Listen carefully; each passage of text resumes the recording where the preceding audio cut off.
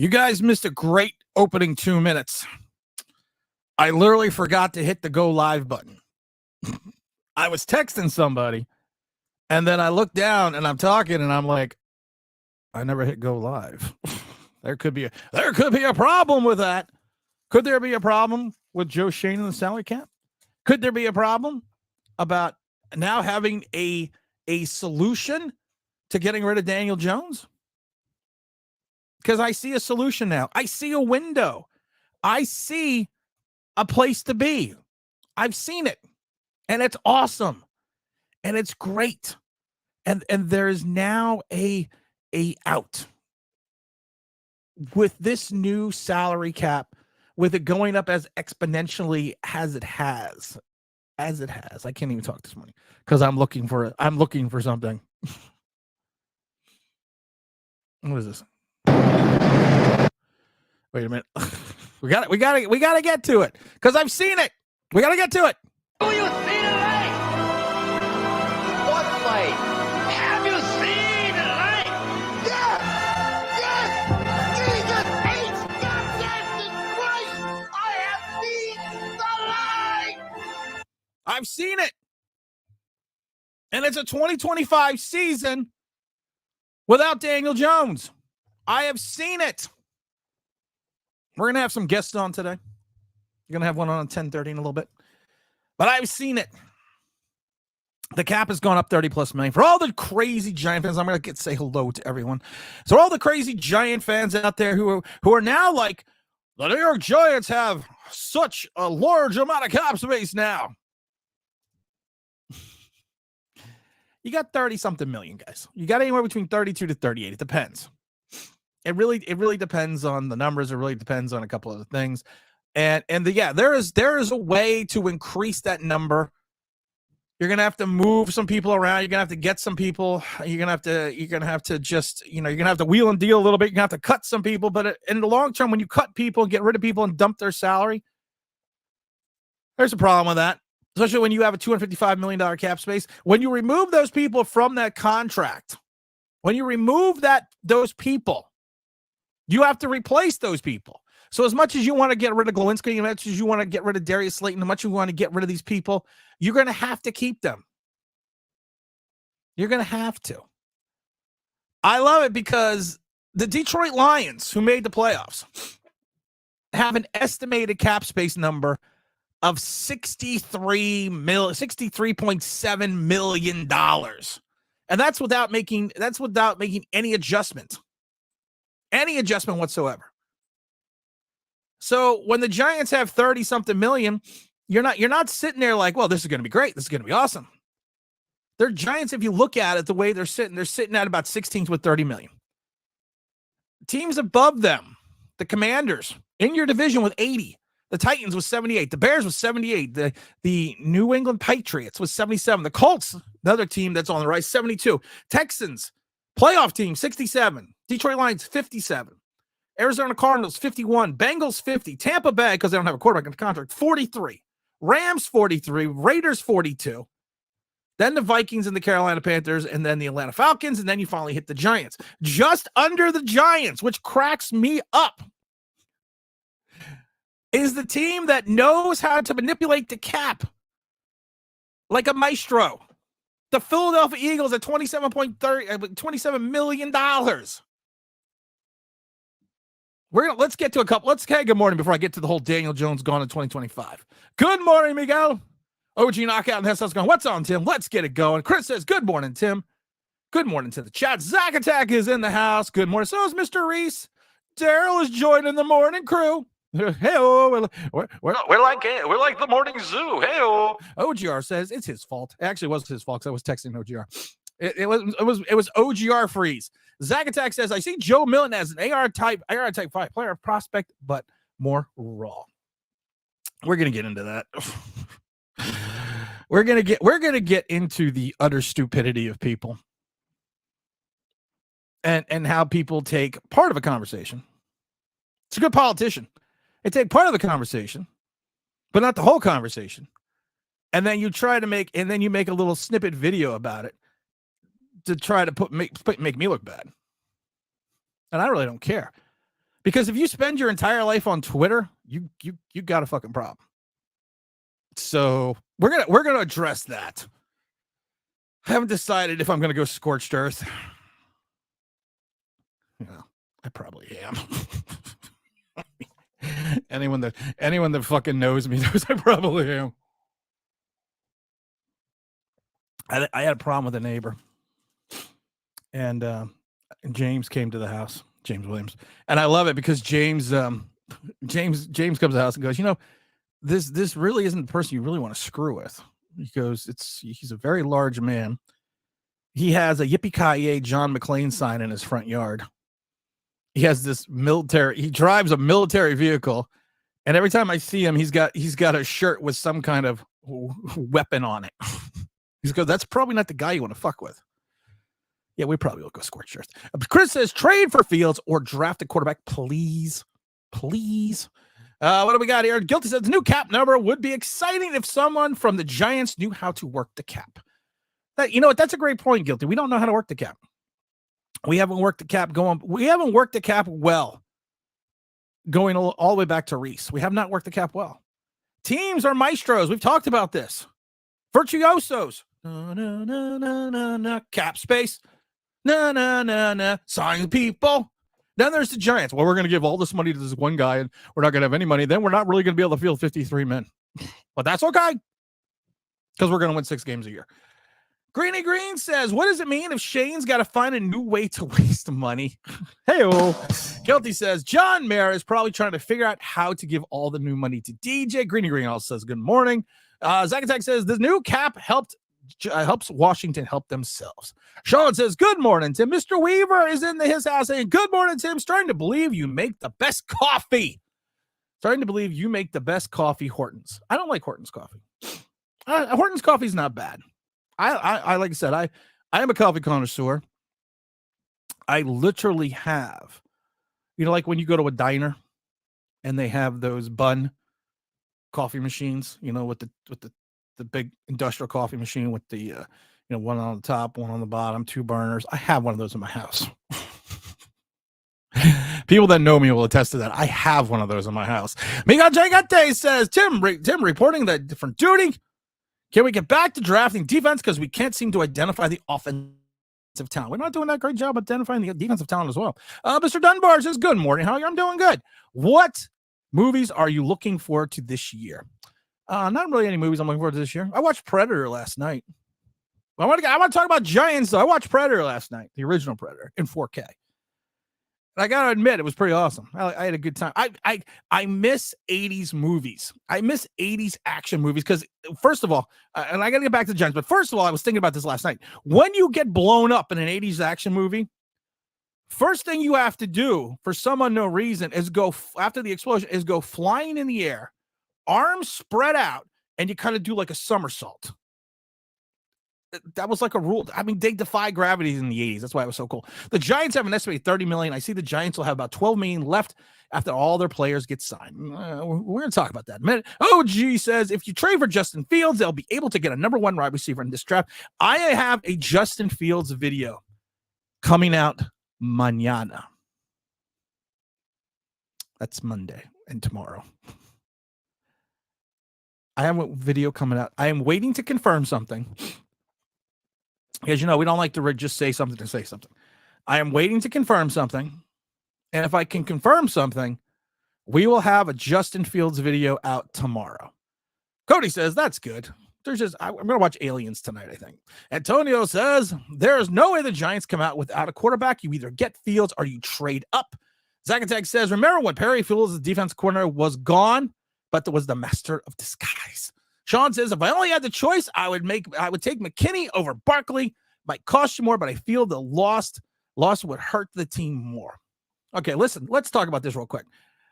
I want to get back to the Daniel Jones thought process. But someone mentioned the other day that I didn't get enough. I haven't gotten to everyone's chat enough. It cracks me up though, and it's not a slight against anyone. I don't solicit for super chats or anything like that, because I do this show for the people that enjoy it. So I'm not into this. I'm not into the solicitation of all that crap. because that's just not me. But what I get aggravated about is I try to literally read every comment, and no one else does this. No one else does this but me. I try to literally read everyone else every comment, but then I get these emails of people telling me, "Well, you didn't read my comment." I'm sorry, guys. I'm good, but I'm not that good. But here's the Daniel Jones thought process: salary caps don't go down. You sitting there at $255 million. There hasn't been many scenarios where the salary cap has gone down. Now, the salary cap went up because of multitudes of reasons, going all the way back to COVID, to revenue sharing, to the new TV agreement, to everything that's going on. So this 255 is going to be there. It's going to be there for a while. Now, if you think about it, going back to 2011, we only had 120 million in salary cap space, and we've gone up to 255 million. And only once, which was during the COVID season, did the salary cap drop. Just once. And that was from 2020, when it was 198 million, down to 2021 to 182. Now, revenue sharing, the popularity of the sport keeps going up. Revenue sharing is going to go up. All this information, all this is going to go up. Revenue is going to go up in general. So the salary cap is going to go up. So now that you have this additional money in your back pocket, now you have this additional $30 million, you would think you would have at least another $10 million next year. You have a $22 million dead cap number with Daniel Jones in 2025. So now it has become more palatable to dump Daniel Jones in 2025. Because now you have that additional revenue. It is not a great scenario that you're still going to be out 22 million because you're going to have that dead cap number. But now you could absorb some of that in 2025 and not worry as much. Daniel Jones has got a $41 million cap number. He's got a $22 million dead cap number in 2025. So with that 30, so you could still absorb some of that money and you can still get almost 20 million back, and you'll have additional revenue. Right now, the Giants, because they would only have 25 active people on the roster, have like $147 million in cap space in 2025. Now, I warn people, don't ever look at that number years ahead, because I heard the end of 2 years ago that Giants are gonna have $120 million in 2024. You also didn't have a quarterback signed. You also didn't have a running back signed. So we went through all that. But now that it's more palatable to move on from Daniel Jones if you have that additional cap space. And it was like a godsend. It was like someone opening the heavens and saying, here is extra money for you, Shane. If you want to bring in a quarterback, you want to bring in a field, you want to draft a quarterback in the first round, you now have the wherewithal because you can eat some of that space. Think about that. We're going to talk about also Josh Allen from the Jacksonville Jaguars. We're going to talk about that in a minute, but let's get to some of the other, let's make sure we get to the comments here. Let's see here. Eric says, Giants need to quarterback prospect with the best pocket presence. It's wild how much better Tyrod looked than a third string rookie. Yeah. With a deer in headlights, Jones, whatever that is, just sign him. You got to go after the porn stash. You have to go draft. You cannot keep waiting to find your quarterback in the future by waiting to the future to draft the quarterback. You can't. You just can't do it. You gotta sit there and you gotta find somebody. You gotta have somebody. It's like baseball in the minor leagues. You just don't forego the minor league draft and be like, we'll do it all in free agency. What the freak could possibly go wrong? We just do it all in free agency. So you have to have somebody in the pipeline. Danny DeVito is not being in the pipeline. Sorry. And I know his name is Tommy, but he'll always be Danny. He's not in the pipeline. He's not the quarterback of the future. Could you grab a quarterback in the second round and still make fans happy? It depends on the quarterback. Could you grab a quarterback in the first round and still make some people happy? Yeah. Because then you'd be signaling the end of Daniel Jones, and I think you would gain I think now I would think more than half the fan base, not against Daniel Jones, but just I would say at least 60% of the fan base, if not more. I think they all know. I'm getting my vitamins. I think they all know what Daniel Jones is. And a lot of people are swinging around. The pendulum is swinging. So I think more and more people are seeing what he is because it's year 6. 1, 2, 3, 4, 5, 6. It's year 6. Okay. Think about that for a second. You're year 6. Someone's texting me again. It's just, you're right. We got to get. Daryl says, I've already mentally prepared myself for Shane to mess up the quarterback situation. Well, that's always confidence. McKinney will. I don't know I think McKinney's going to walk. Mr. Dunbar says, do you think, what do you think is going on in Daniel Jones's mind? We've shown the video when I asked the question to him. That's what I think is going on. I really do think he does. People like to talk about quarterbacks not having the wherewithal to be in the New York market. I think Daniel Jones is one of those guys. I think when the pressure's on, I think we've seen it, that he just kind of folds. Chris says the other upside as for Trayton Fields is he will not have to give up the kind of assets needed to move up in the draft. We're going to talk about Justin Fields. We're going to talk about Justin Fields tomorrow. I'm waiting for one email. And if that email comes through and confirms what I've heard, then we're going to watch God. To Protect says, have you read, you read every chat, bro. I'm grateful for doing this. Channel is awesome. Thank you to Protect one. I try. But like I said, some people, it's, like I said, and I'm not faulting other channels for begging for money because that's what YouTube is for. But this isn't a source of revenue for me. This is something I do to have fun. This is something that is enjoyable at times, majority of the time. Sometimes it's not, but it's enjoyable at times. So I try to, I do have the OG club because I want to give something back, and they wouldn't let me charge nothing, so I have to charge $1.99. So I just enjoy doing it. I just get cracked up that people are like, well, you didn't read my comment. Well, do I have to give you a super chat? It's like, do you fucking watch this channel? I will literally blow my voice out.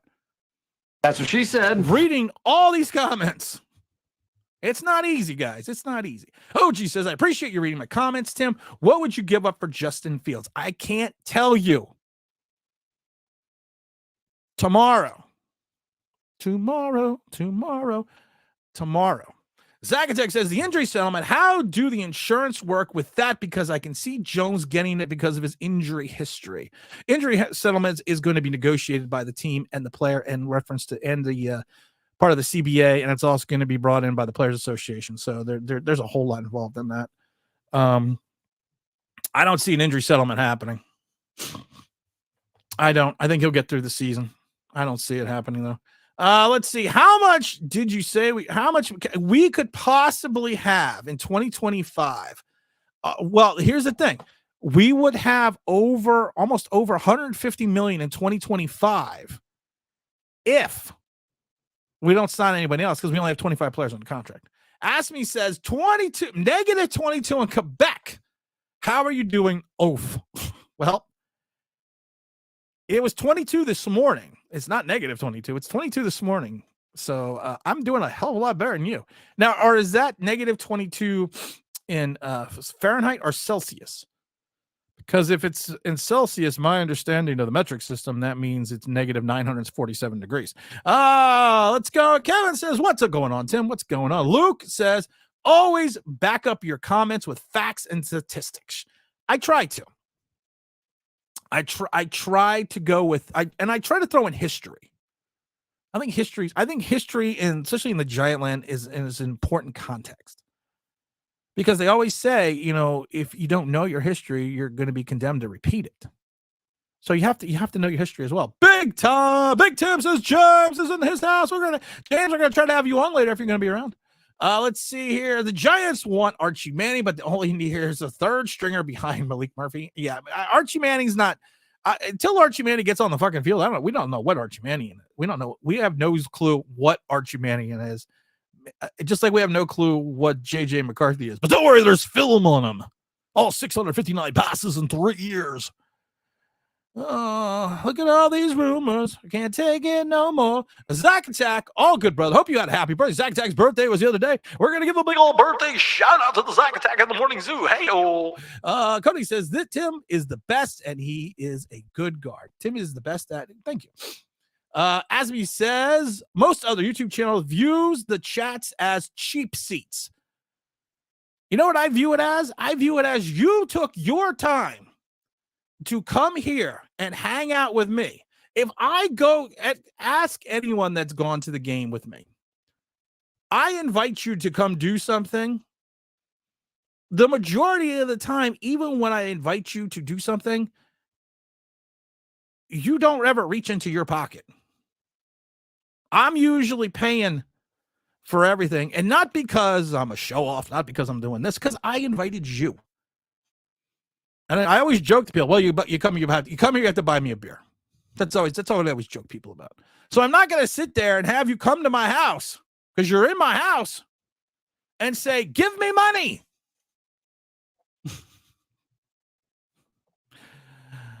Maybe I got it backwards. Mr. Belford. I'm Johnny Wishbone, psychic extraordinaire. If you need me, just think Johnny Wishbone and I come running. Lots and biddles. It's like kibbles and bits, but different. Excuse me. Mr. Belford. Johnny Wishbone reporting. We got James William in his house as well. Hey, Tim, what's up, Davey? Hey, Tim, how you doing? Let's see. Davey says, why can't the Giants go 1-16? Why can't the Giants go 1-6? Why do they have to win meaningless games? We talked about winning meaningless games. We talked about that. Winning, it was great. There were all these people that were enjoying Tommy Mania. And they were running, it was running the gambit. It was running roughshod through New York. Except for one dumbass. And that's why it was so negative. Because people were like, well, you're just being negative. We're going to win now.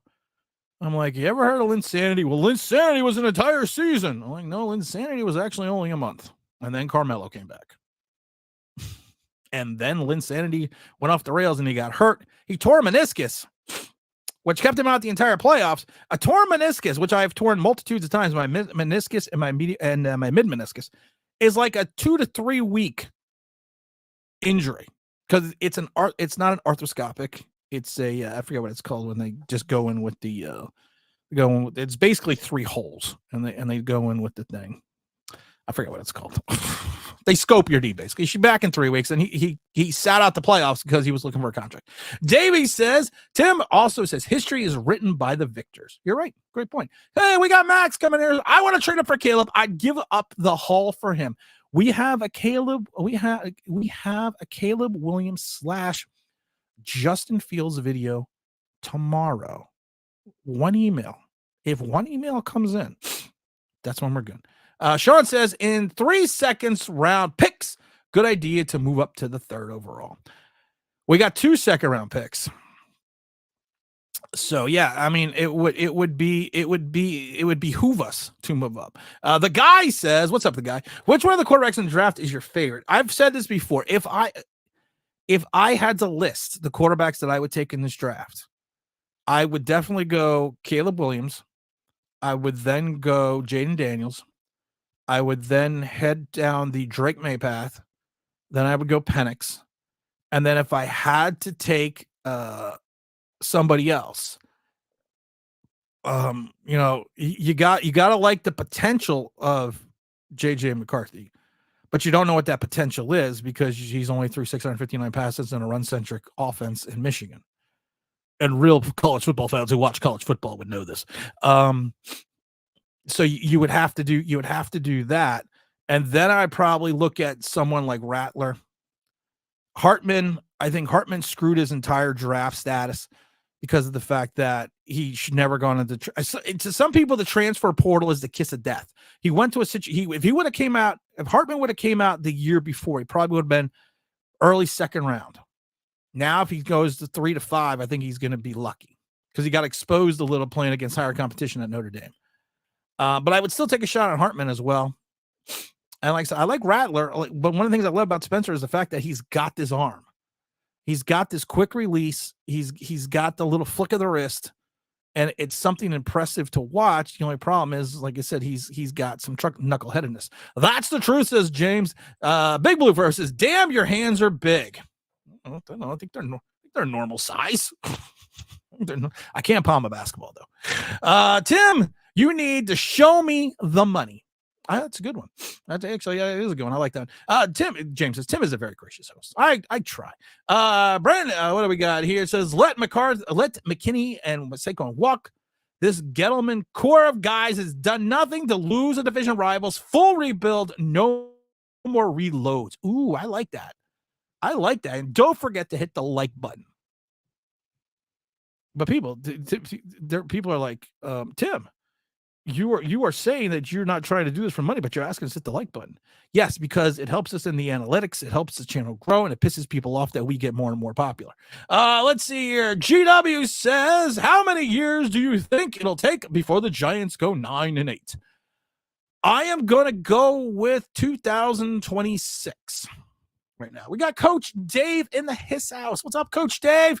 Oh, we got Davey saying Insanity could have been a bigger legend from what it was. The big core was Carmelo. Jealousy, that was the reason. I will never forgive him. I don't think it was jealousy. I think it's the pecking order of the NBA. Carmelo was a star. Carmelo is a Hall of Famer. Carmelo is an all-time great Knick.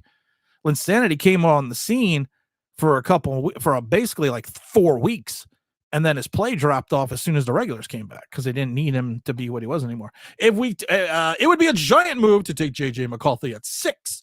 T-Brad says, what's up, Tim? Hey, everyone, hit the like button. Hopefully we can get T-Brad on the chat a little bit later as well with the big old James Williams. Per the cost of getting a top quarterback, Justin Fields might be the best quarterback available in the draft. T-Brad says 72 likes. Show me 72 people and only 12. What? Are you all watching on NewYorkGiantsLive.com? Is that what it is? We need to at least get to 30. Jaden Daniels, my absolute favorite. I also got a person sitting in the waiting room, but I told him at 10:30. It's 10:29.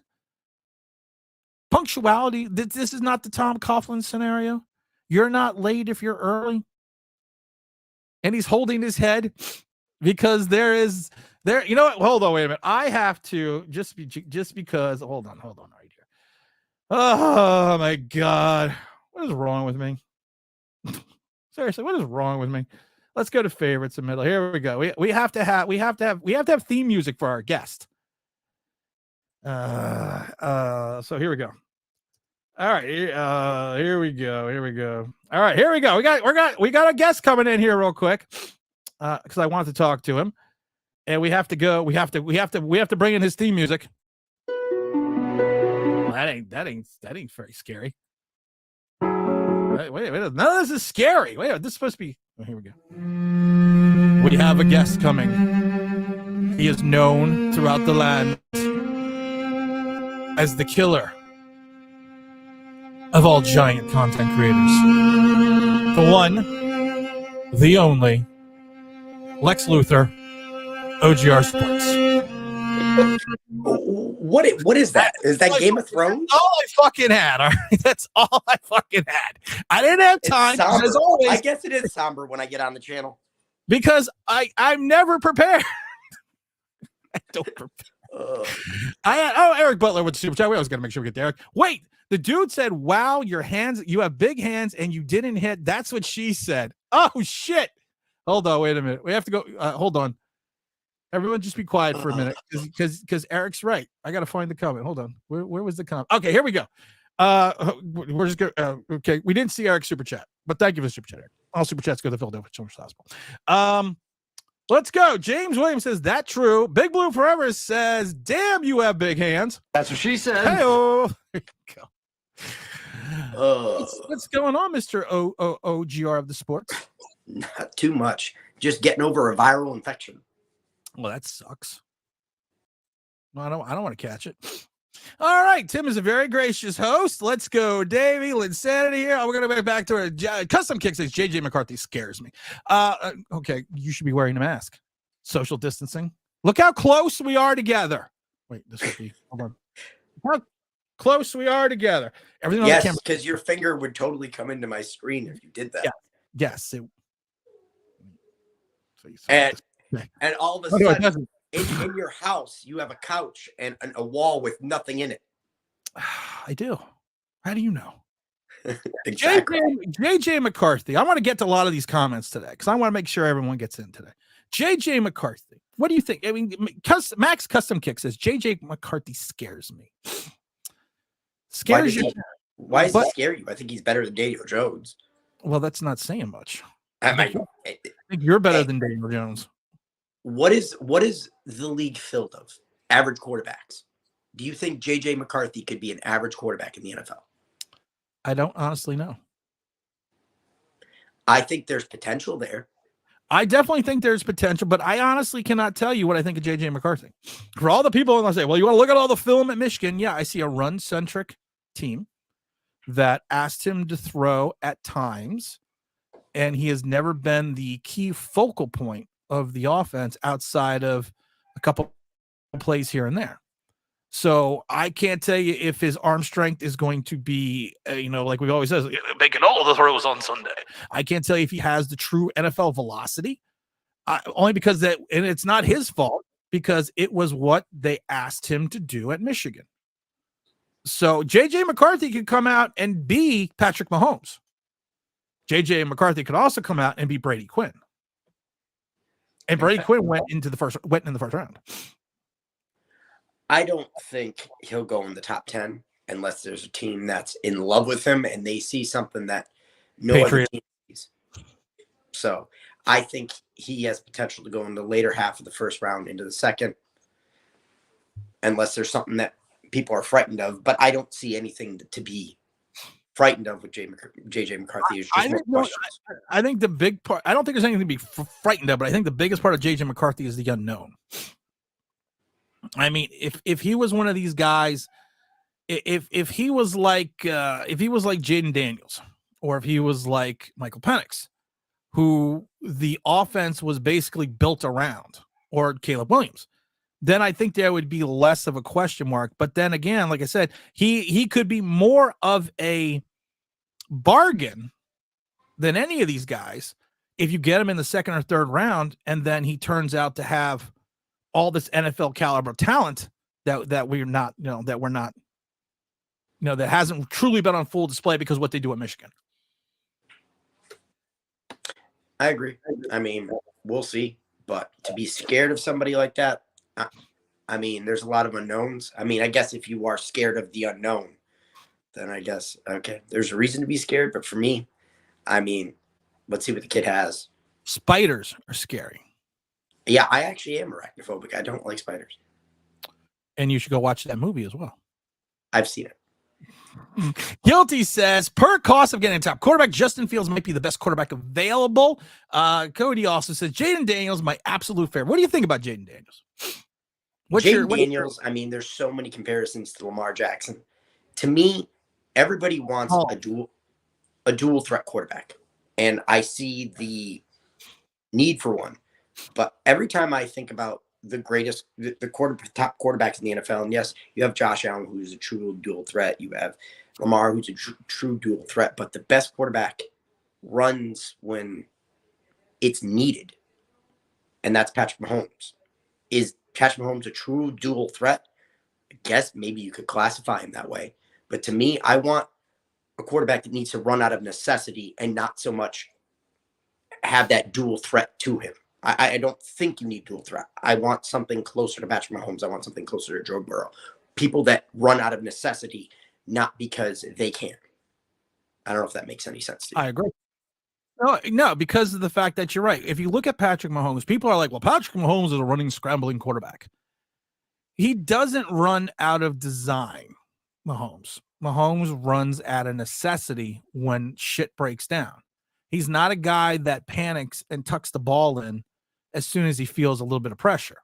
He moves around the pocket, and if the lane is open to run and he has the ability, yes, he has the ability. He's not an Eli Manning, but he, in reference to his ability, he's somewhere between Eli and Lamar Jackson. So he's not like this great running quarterback, but you're right. He runs out of necessity when everything goes kaput. I like Patrick Mahomes because he's always looking downfield. No matter what, the world could be burning around him, and he still has his eyes looking down the field. But more often than not, he's actually taking what the defense gives him. And that's especially this year more than any other year. I agree. is he just took what the defense gave him, because I think he was like one of the top quarterbacks with yards 0 to 19 or 0 to 20. Like there wasn't a lot of deep shots this year. It really wasn't in that offense. He had no wide receivers. True. But the fact that you could still he could still win in basically a different way is what I imagine if you had a 7th round running back, an above average offensive line, and no wide receivers, but a great tight end, and somehow you still won a Super Bowl. How does that happen? How does that happen?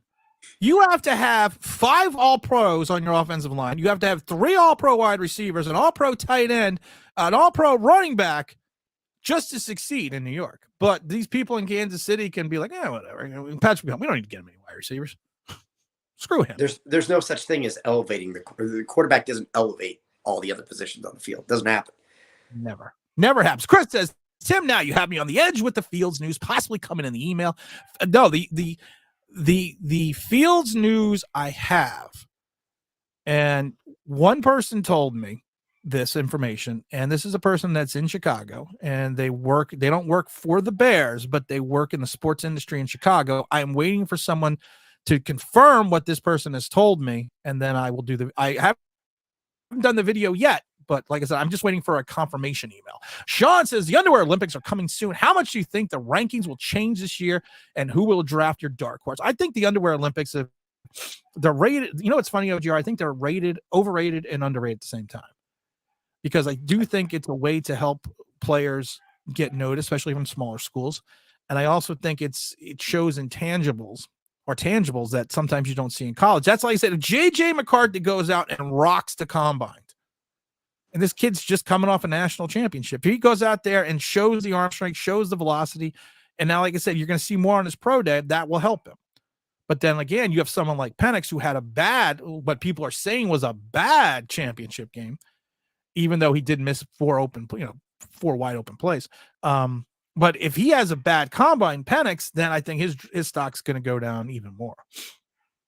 No, and I mean it's completely there. I mean, that's the one thing I do like about the combine. It's why I try to watch as much as I can, is because I like to see. For me, just for fun, I like to be like, okay, that kid's a sleeper. I think that kid's going to be good. Like I did that with David Wilson with the Giants, even though I know you're not the biggest David Wilson fan. Like there was just something about David Wilson where I said, you know what? That kid's a Giant, and sure enough. And what happened with David Wilson? Injuries. I have a autographed David Wilson jersey. I think I've talked to people about that a million times. But David Wilson, because people forget, David Wilson wasn't who the Giants wanted. People see, and again, we talk about history. And when the Giants took David Wilson, who was the player that went above David Wilson that the Giants wanted? Does anyone remember? I certainly don't remember that draft like that. Oh, yeah, because I'm old. I forgot. Doug Martin, the big old running back, ran for over 5,000 yards in his career. The Giants were so high on Doug Martin. They loved the bowling ball Doug Martin. And they were 1 pick away. And Tampa grabbed Doug Martin. And so that's why the Giants selected David Wilson. A little history there. Little history from OBB Sports. Davey says Carmelo Anthony was a star, a borderline Hall of Famer. No, I love you, Dave. I'm not going to finish to read the comment. Carmelo Anthony is a Hall of Famer. Absolutely. He is one of the most prolific scorers I've ever seen. Going back even to college. So we're not. Yeah, I mean, I'm not going to ever debate. I mean, like I said, I have been I love Carmelo Anthony, but I also been a detractor of him during his Knick time. But at the end of you can never fault what he actually is. James Williams says the Knicks still haven't had a better season than 2022-2013 with Melo since 1999. Facts over feelings. Max Custom Kicks just having a great. I will say this: Syracuse has basically not been the same since Carmelo Anthony left. They have gone down. That's partly because they went to the SEC. I think not ACC. Sorry, because they left the Big East. I was talking to Big Don about Syracuse because he's a Syracuse alum and he's a big Syracuse fan. And I always jokingly tell him that, Syracuse hasn't been good since Pearl Washington and Ronnie Cycli. And he was like, well, what about Carmelo Anthony? I said, well, what about him? It's like, yeah, what about him? I'm just telling you, they haven't been good since then. James says, Linsanity took a backseat to every player that was better than him. That's what Daniel Jones needs to do. Let's see here. Davey said, J.J. McCarthy, I would get him in the 5th round. Where would you take J.J. McCarthy? J.J. McCarthy, I think 3rd or 4th. 3rd or 4th? I can see him. Where you would take him there. Where do you see him going? I think there's a team that's going to fall in love with him, and I think they'll either move into the top half of the 1st round. I don't see him being a day 2 or day 3. Well, technically he'll be a day 2 pick. So obviously 2nd round, because obviously the 1st round only encompasses 1 day, which I think is stupid. That is pretty dumb. Dark ambiance, suspenseful driving theme. What is this? The one, the only, OGR Sports. You know what? I mean, I do love 80s action movies, and that has an 80s feel to it. So it does. Zack Attack says OGR needs to rebuttal a lot of people. Lex Luthor is a Swiftie, but we love him anyways. Chris says, I think McCarthy is a product of the coach. He would need the same at the NFL level. That's a good question. And he says he's very much like Alex Smith. Do you think McCarthy is? I actually agree 100%. I think McCarthy is a product of Jim Harbaugh. Do you think so? I think possibly, but I could see J.J. McCarthy. Now, this is not saying much, but I could see a J.J. McCarthy being a Brock Purdy. Really, you can? Yeah, I think he can be a Brock Purdy. I think he can go in and he can do what is asked of him. Do I think he's going to crazy elevate the team around him? No, but most quarterbacks don't really elevate the team around him. Does Brock Purdy really elevate San Fran? No, he does what he's asked of him. So, and if you can get a quarterback like that, there's nothing wrong with that. Everybody wants to shoot for the stars, but 9 times out of 10, you're not going to have a top 5 quarterback. You're going to be, your quarterback's going to land between 5 and 30. And what they always say is everyone wants to shoot for the moon, but hopefully you land above the stars. Max Customs Kick says, I'm not scared of spiders. Let me tell you something, Max. I wasn't scared of spiders till I moved to Miami. And I'm in a condo. I'm gonna tell a quick story. I'm in a condo and I just get there and there's a pantry and I go in the pantry and I swear to God, there is a spider like this big on the ceiling of the pantry. Now, being from up north and being me, first thing I did is I grabbed a 6-hour 226 and I was gonna shoot this thing out of the closet. Then I thought to myself, well, someone lives above me, so that's probably not a good idea. They're called banana tree spiders. And they're poisonous. They're poisonous? Yes. I didn't know that. Well, you know what? The rest of the story makes me sound manly because I got a broom and knocked it into a garbage can and threw it outside. I did not know they were poisonous. Where the hell were you all years ago? I did not know banana tree spiders were poisonous. That just freaked me out a little bit. Brian says, yeah, trade for Fields, who was worse than Jones. Okay, Brian, I'm not even going to finish your comment. Custom Kick says, I think we are more like Deshaun Watson, except hopefully without the massage problem. Coach Dave says, Tim, what's up? What's the vibe in the stadium as related to Daniel Jones? You know what's funny? Last year, the vibe in the stadium with Daniel Jones, I was actually kind of surprised, OG. I really was, because when you go back to 2022 and 21, there was like a dull rumble that maybe Daniel Jones wasn't the guy. Very dull. I mean, very, very low rumble. But last year, for the games that I was at where he went 1-4, where he was the starting quarterback, there was a lot more, especially during the Seattle game, there was a lot more people vocal that and I was actually kind of surprised that Daniel Jones wasn't the quarterback. You asked James during that Seattle game. I mean, I told the story that, we're getting down the goal line. It's the play before he throws the interception to Witherspoon, and James is yelling, you paid him $160 million. Let him throw the damn ball. So the next play, he throws the damn ball. Witherspoon interception, goes 100-something yards for a touchdown. Everyone, I swear to God, everyone in the stands turns around and goes to James. It's your fucking fault because you told him to throw the ball. I was like, and Seattle fans want to high five him. And I laugh to this day because I'm like, that is just that is just beyond wrong. Davey says, Tim, you have to explain us the difference between a scrambling quarterback and a running back. I like scrambling quarterbacks because I'll do it real quick. Fran Tarkenton, I know it's old school, was a scrambling quarterback. Michael Vick was a running quarterback. So to OGR's points, Patrick, if you want to go more modern day, Patrick Mahomes is going to be a scrambling quarterback. Lamar Jackson is going to be a running quarterback. And also, if you're going to do college comparisons, your Jaden Daniels will be your running quarterback. Your Caleb Williams, your Drake Mays are going to be your scramblers. Even though Caleb can take off the ball, if you look at his rushing numbers, they're not impressive. No. So to me, Caleb is more of a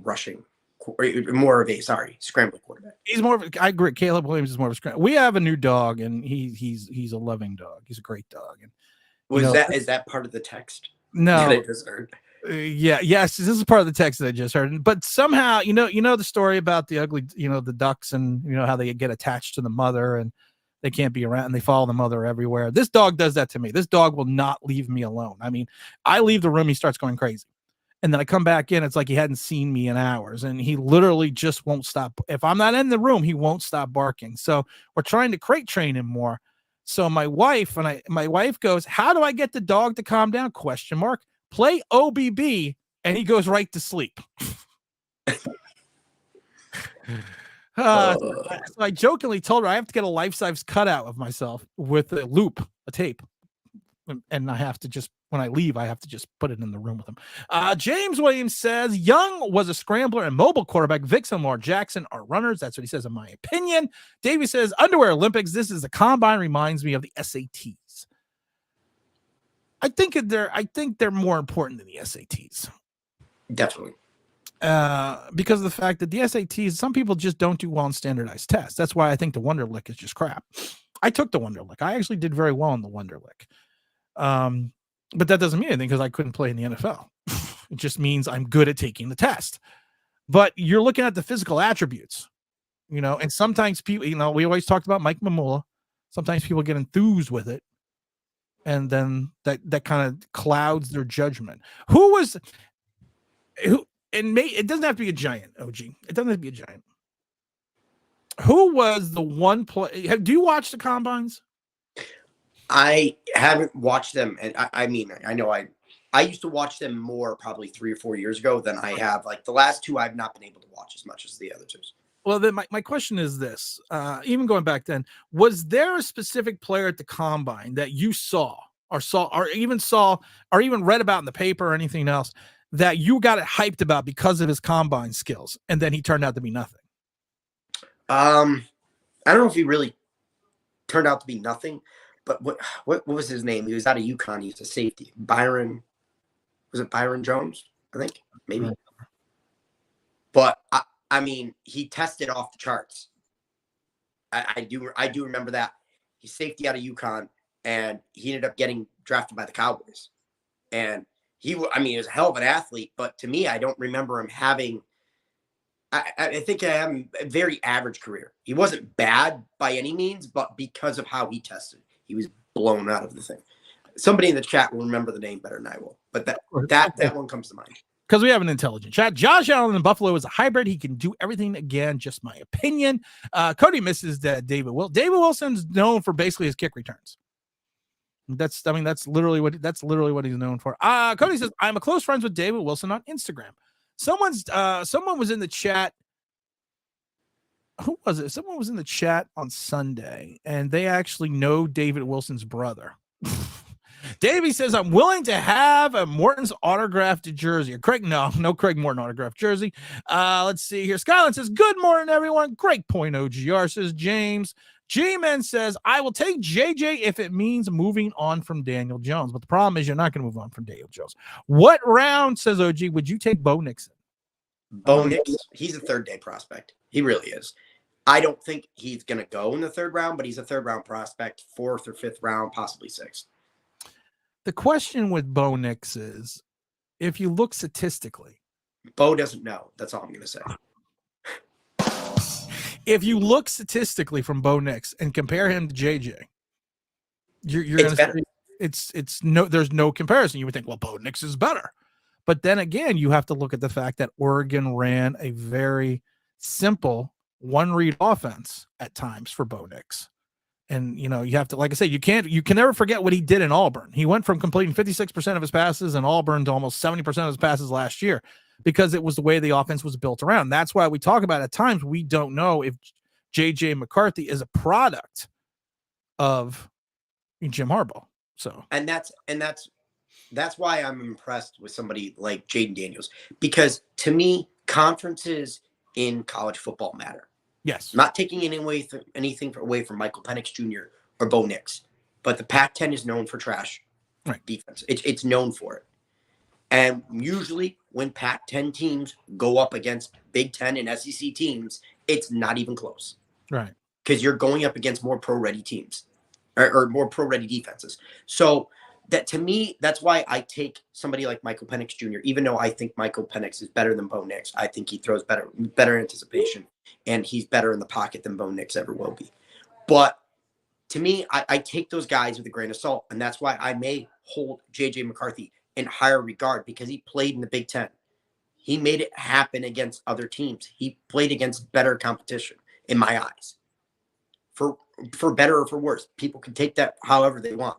But when there's a quarterback in the SEC like a Jaden Daniels, my eyes open up. When you have 40 touchdowns thrown in the SEC, hats off to you. You got something there. You have something there. And like I said, I if I've said it before, my three guys, and I've already said it also that I would still take Penix and some other people over Daniel Jones, but my three guys are going to be Caleb, is going to be Jaden, and it's going to be Drake May. That would be my order of progression if I were the Giants and I was looking at getting a quarterback. Exactly. And I just think all those guys are going to go before the Giants pick at 6. If the Giants want one of those guys, they have to move up. Problem is, I don't know if they can move up. Talking about being afraid of things, what is your fear level of Washington getting a quarterback? None. Because I don't think they have made good decisions. This is a totally different regime, though. This is a totally different. I don't like the decisions they've made with the regime. I just don't. Well, I'm not impressed with their coach. They just had the regime. The regime just started. I know, but I'm just like I'm not impressed with what they've hasn't even started yet. You're not impressed with what they've done. They haven't done anything yet besides hire a coach and a staff. Exactly, and the staff and the coach, I'm not impressed with. Why are you impressed with it? Why are you down on Washington's head coach? Because I don't think he's a good head coach. Okay, I think he's a better defensive examples. Come on, Dan Quinn. You got to has Dan Quinn won in the past? He won in the past because he had Matty Ice. And once Matty Ice got old, what did Dan Quinn do? Well, by this theory, then, what has Bill Belichick done? But Bill Belichick, yeah, he is a pedestrian head coach when he doesn't have somebody named Tom Brady. Right. It's as simple as that. So the quarterback. To me, I think Bill Belichick's a good coach, but I think he's vastly overrated. I've always thought that. Do you think that Dan Quinn helped turn around the defense in Dallas? Yes, okay. A little bit. They definitely were better than what the previous regime was doing. But when you have that kind of talent, when you have a Micah Parsons, I'm sorry, how hard is it? Like it's going to be a testament to Dan Quinn, depending on what Zimmer does with that defense. If that defense is vastly better. Wait a minute. Can we also admit that as a defensive coordinator for Seattle and the Legion of Boom, that he helped Seattle win that first Super Bowl, and because that also propelled them getting the job in Atlanta, but he helped them win that Super Bowl. Yes, but I think Pete Carroll has a lot to do with it too. Oh, I agree. Pete Carroll's got a lot to do with it. Not good for the offense, but you have to give some credit to Dan Quinn. So absolutely. Dan Quinn has had success, maybe not as a head coach, but he's had success in this league without Matt Ryan. Same with Belichick. Belichick, to me, Belichick's got what, okay, 4 rings as a coordinator, or 3 rings? No, as a coordinator, yes, but even then, look at the players that he had to work with. Even if you had a lesser defense coordinator, do you think the Giants still would have had a great defense? No. 86? No. Because the 86 defense and the 90 defense was the sum of the parts. And I've seen plenty of defenses that had wonderful parts and had wonderful talent in multitudes of positions that did not play up to potential. I think the tutelage of Bill Parcells starting back, because people forget Belichick was on the Giants since like 80. He didn't just burst on the scene in 86 as a defense coordinator. He was on the team for a while. He was on the staff at one point in time. I mean, I would say the most impressive job that I've seen by Bill Belichick, and I think it's hands down, I think it's his greatest collection as a defensive coordinator, is what he pulled off in the 1990 Super Bowl. Right. Even though we held the ball for a long period of time, and that was part of it, we wore down the Bills a little bit. The 1990 Super Bowl was probably his greatest collection as a defensive coordinator. Right. No, I agree. Let's see here. Do you want to see the Giants get back to wearing the red jerseys again? Yes or no? I don't care. I have an Antonio Pierce red jersey. To me, I just love them to wear the color rush all the time. Those are my favorite. Okay. Let's see here. What do we got here? Bruce says, do you think Daniel Jones starts the season on the IR? I don't think he starts the season on the IR. I think even if he is not ready to, even if he's not ready to go, I think that they're going to keep him on the active roster. I think that question will be answered right after free agency.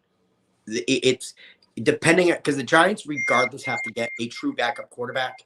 Obviously, you're not going to go into next year as Tommy DeVito is your primary backup quarterback. Your question will be answered in free agency. If the Giants go out and get somebody like a Mitch Trubisky, then they think Daniel Jones will be ready. But if they go out there and get somebody like Gardner Minshew, then I think they're pivoting to, okay, we need a guy for at least 4 or 5 games that can come in and operate this offense confidently. Right. Hirschreal said, what's up, Ojo? What's up? Tim T. Brad said, who the F said feels is the worst in Jones? I need to chat with this human. I think it was a bot. And don't forget to hit the like button as well. James, as everyone says, oh my God, Hirsch for real, hun, says Barbara. That's John Ross. That's not the safety? No. Okay.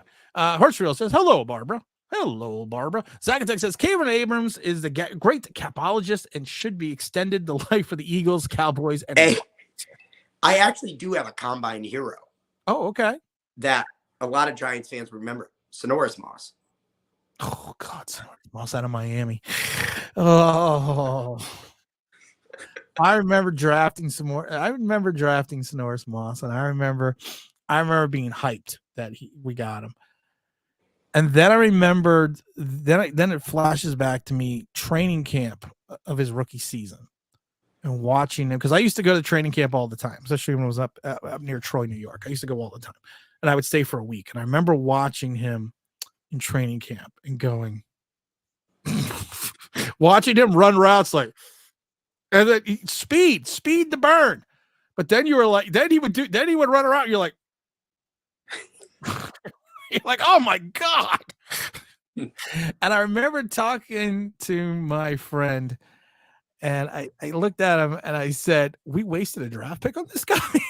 and he kept going to me, don't worry, man, it's training camp. He's gonna get better. I was like, I thought you were supposed to show potential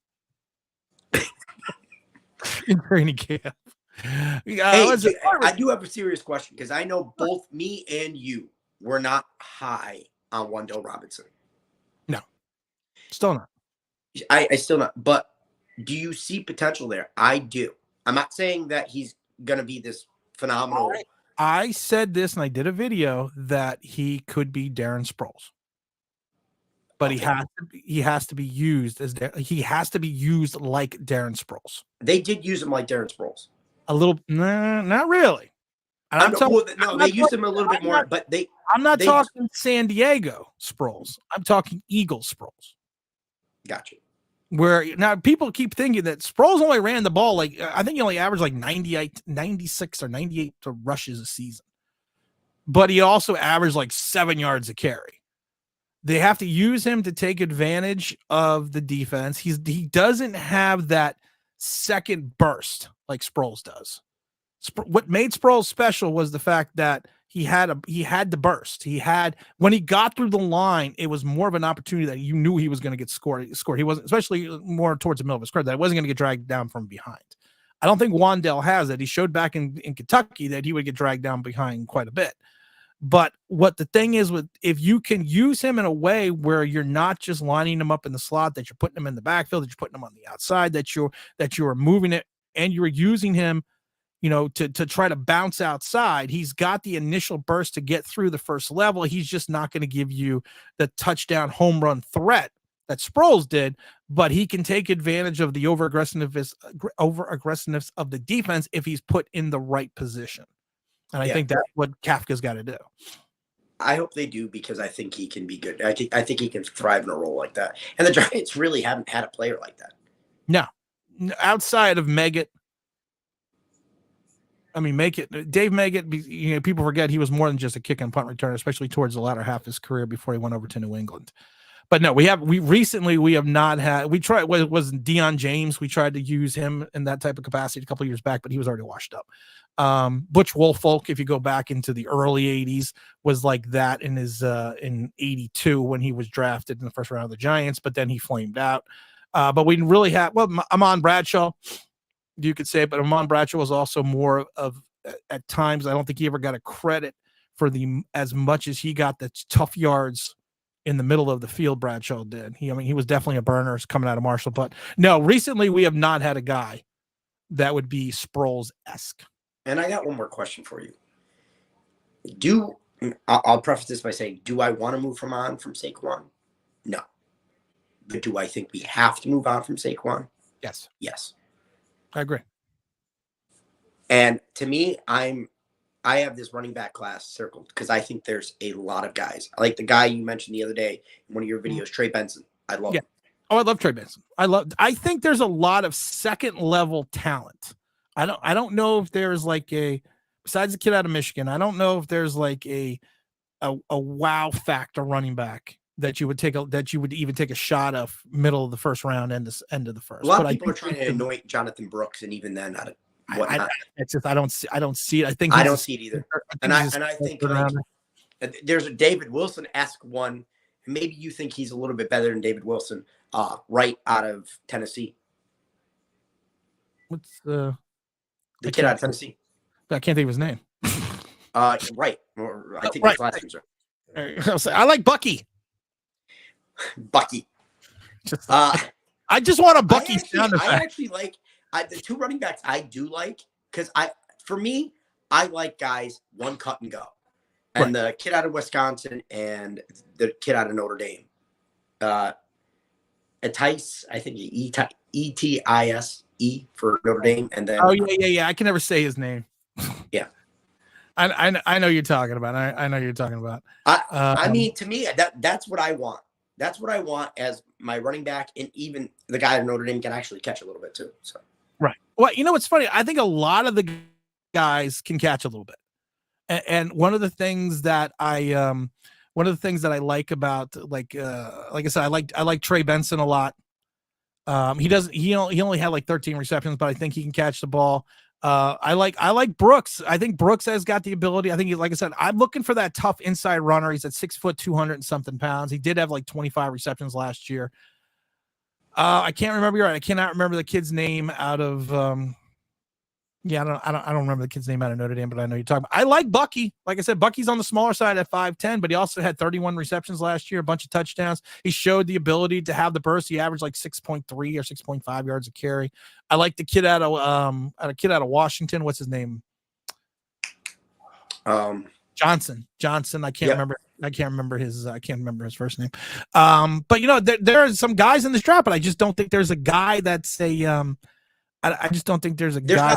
There's not a number one overall prospect that's separated. Thank you. Barbara Carroll says, "Whoa, Zach is in there too. I just discovered the channel.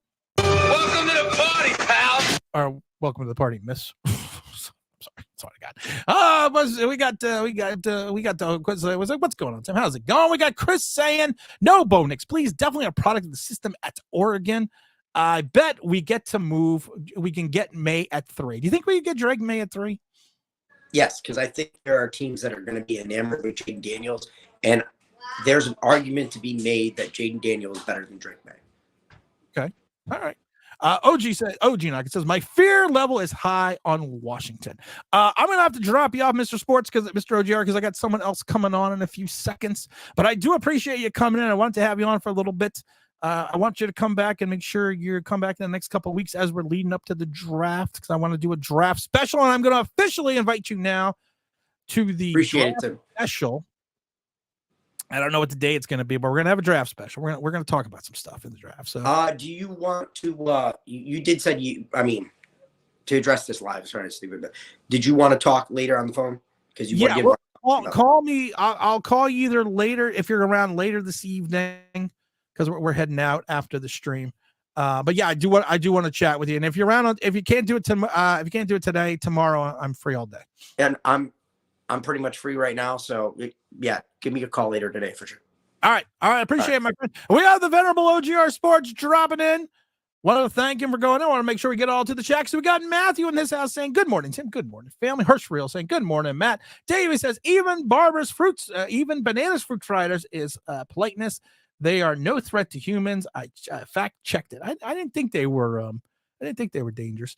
Barbara also says, "Thanks, James. I'm a diehard Giant fan." What do we else got? Chris says, "In the NFL today, all coaches are pedestrian if they don't have a top 5, top 10 quarterback. Just look at the playoff teams over the past 5 years." Just gotta look at Patrick Mahomes. I mean, really. Hulk says, "Smash the like button." The problem with Washington is that they don't know what system they will run. Maybe I'm higher on Dan Quinn than other people are, but like I said, he was actually the assistant coach of the year in 2021. He got the Salute to Service award in 2016. I mean, he is a guy that's been a coach since William and Mary back in the 90s. I mean, he helped that Seattle defense. He helped turn around Atlanta. He helped some a little bit more of a renaissance with Dallas in the last couple of years. I think he's a good, solid hire. He may not be the sexy splash pick. He may not be the Jim Harbaugh pick, but he's a good, solid head coach. But damn, if Belichick didn't have Tom Brady, Belichick did not have Tom Brady, would not be a Hall of Fame coach. We saw that in Cleveland. James says, Bill did stop the greatest show on turf, as well as the head coach and defensive coordinator. You're right. Matthew says, DJ ends the season on the IR more than likely. Like you said, I don't think he's going to begin the season on the IR, but I do think potentially he could end up on the IR again, because we know how that works out. Barbara says, "I actually like the road whites because of the Super Bowls. I don't like the red jerseys." It's funny. Old story, because Parcells is known to be superstitious, and old Giant fans will remember this. Will remember this vividly. That the Parcells, you used to have the white and the blue jerseys, and he used to wear the white jerseys at home against Dallas, because he thought Dallas didn't play well in those blue jerseys that they had. So he was superstitious to the point that, like I said, he would literally change from the home blue jerseys to the white jerseys, especially in 86 and 90, because he didn't think that Dallas played well in those weird blue jerseys that they had. Hirsch for real says, Daniel Jones is more pedestrian than Times Square on a Sunday afternoon. Ooh. Matthew says, if the Giants are as healthy as season, do they have more likely keep him around? If Jones is, it depends. It really depends on where he finishes out. If he's healthy and throws for 2,300 yards and 15 touchdowns and 10 interceptions, no, you don't keep making the same. You don't keep triple downing on the same fucking mistakes we make over and over again. T-Brad says we grabbed some Horace Moss before Devin Hester. I remember that. Barbara says, I don't like anything Eagles. I've said it before. the link. Philadelphia is known for the cheesesteak. I love Pat's. I love Geno's. You cannot. That's how bad Philadelphia is. That's how bad the link is. You can't even get a good cheesesteak in the stadium. Hirschfield says my favorite Eagle is Don Headley. T. Brad says Moss was the 44th pick. Devin Hester was the 57th pick. Bad draft. Shaking my head. Our kind of thing. Brian says if we draft a quarterback, should we let them sit for a year?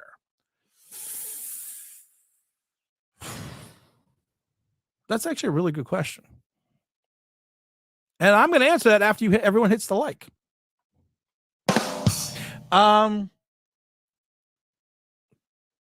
Back in the day, I felt there was a necessity to have a quarterback sit and watch and learn. But nowadays, you have such a small window in reference to getting your quarterback experience. You only have that 4-year window before you got to pick up that 5th-year option, especially if you take him in the first round. That in some regards, you kind of have to play him. Maybe not start him, maybe bring him in the middle half, second half season, maybe. I don't know. But at the end of the day, you kind of have to play him. So that's just my thought. Dylan Johnson, thank you. I knew somebody would know the name. What's the most likely will happen, Brian, except Jones gets hurt? Let's see here. Cody says, what about Allen from Wisconsin at running back? I got to tell you, I don't know a lot about Allen. I don't know about I know he is a big guy. I know he's a big kid. I know he's like almost like 250 pounds. He's a power back. I know that. I think his best year though was his freshman year. I think it was his freshman year. I think he only had I think he had two 1,200-yard seasons, and he only rushed for like a little over 900 this year. I think he's a 3rd or 4th rounder, downhill runner. I like I said, I like the downhill runners. I like, especially if you're going to bring in a rookie quarterback, have Daniel Jones, you got to control the clock. You got to control the clock as much as possible. He's a guy that is of interest. Yeah. I'll have to go back and take a look at him again. T. Brad says Drake May will be a giant. You heard it here first. That's why I love you, T. Brad, man. T. Brad has his sources. Matthew says maybe they think Drake May is a reversible card for Jones. That's possible. Jones is actually the second coming of Eli Manning. Yeah, we all wish he was, don't we? Hirschfield says I still want Jaden Daniels, but could be happily settle for Drake May. I said it before.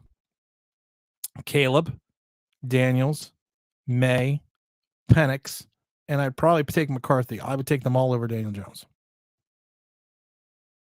I really would. Let's see here. I agree on Daniels. He needs to trade up for one or Caleb. Caleb, I agree. Davis is a good comparison to Jones. Is Page to Panic. They both look good playing their sports, but they are not good at playing it. Yeah, I guess, okay. We could go there. Herschel says Joe Shane will be working the phones more than Alexander Graham Bell. Let's see here. Dale Jones needs to watch a true quarterback playing meaningful football. DJ is a legit backup. I agree. DJ, I mean, I talked to people before Daniel Jones signed a contract, and a lot of people that I talked to were like, he's if he hit the open market, he wouldn't get any more than Mitchell Trubisky. And that always stuck in my head. And this is a person that used to work in the league, and I value their opinion. And he's like, he wouldn't get more than Mitchell Trubisky got. And the Giants somehow saw fit to give him $160 million. Yeah, I know, 90's only guaranteed, whatever. Matthew says, I'm perfectly fine with trading up for number one. If we still allow us to draft other positions, we can use more future capital to facilitate it on the first and second round. I got a video. And I want to talk about this. I do want to talk about this, but I got a video coming out Monday if what I'm hearing from this person is true. And I'm just waiting for a second person to give me some information on this. And if that second person gives me the information on this, then I'm going to do the video tonight. And then, we'll kind of go from there. But I don't want to talk about that just yet. Will you take Tannehill? I would take Tannehill if you're going to use him as a stopgap because you drafted a quarterback. But I'm not going to use him. I would rather have someone like Gardner Minshew because I think he'll have at least a couple of years. Cody, time on Monday is always, my videos are always out on 11:30. 11:30 a.m. Eastern Standard Time. That's the time. Let's see. Brian Jones Jr. I love Keenan Coleman. Said it before. You got a big wide receiver. He's a little bit out. He's a little, he's got the speed. He's got the size. He's that big guy that we haven't had. He's aerobatic. He can make the aerobatic catch. Thank you. Yes. I would like to see him fight for the ball more, especially for a guy his size. He's got good hands. He's got good speed. I like I said, if it's me, I'm trading. If I can't get a quarterback, I'm trading out of 6, trying to get another first-round pick, if not lower second round. And then I'm not trading below 17 or 18. I'm grabbing Keenan Coleman, and I'm going to try to run up and get a quarterback in the lower half of the first round. That was always my thought process. Let's see. Logic's fine. Hey, Logic, what's going on, man? DJ supporter is saying that the market is what else we can do. There are things called the draft. There are things called free agency. 2 choices better than giving Jones to money. It was a bad plan. It was a bad idea. It was a bad situation. You know what a good plan is? Go to NewYorkGiantsLive.com. Let's see. Barbara says, what about Mayfield? He had a nice year. Mayfield's not leaving Tampa. Mayfield is – I'm going to dispel this right now for people. Mike Williams is not leaving Tampa. Baker Mayfield's not leaving Tampa. Neither one of those guys are going to leave Tampa. Why would you leave Tampa after the success that you had? And plus, Tampa's warm. Tim, Mr. McCormick, what's going on? I think it's time we focus on drafting a franchise quarterback, a linebacker in the second round or later. What are the Giants we need? Oh, Josh Allen. We didn't talk about Josh Allen. Get a chance to talk about Josh Allen, the linebacker, and how every Giant fan is like, we need to go get Josh Allen. Well, you could have had Josh Allen, but you took Daniel Jones instead. And I have a Josh Allen jersey over there I was going to wear. James, are you around? Are you around to come in the chat? Talk about a couple things here. I'll post this in the chat, James. Here we go. I want to know what love is. Josh Allen's not coming here. As much as people think the $30 million right now that we have in cap space is going to turn around and allow us to go out and get a Josh Allen type of player, it's just not going to happen.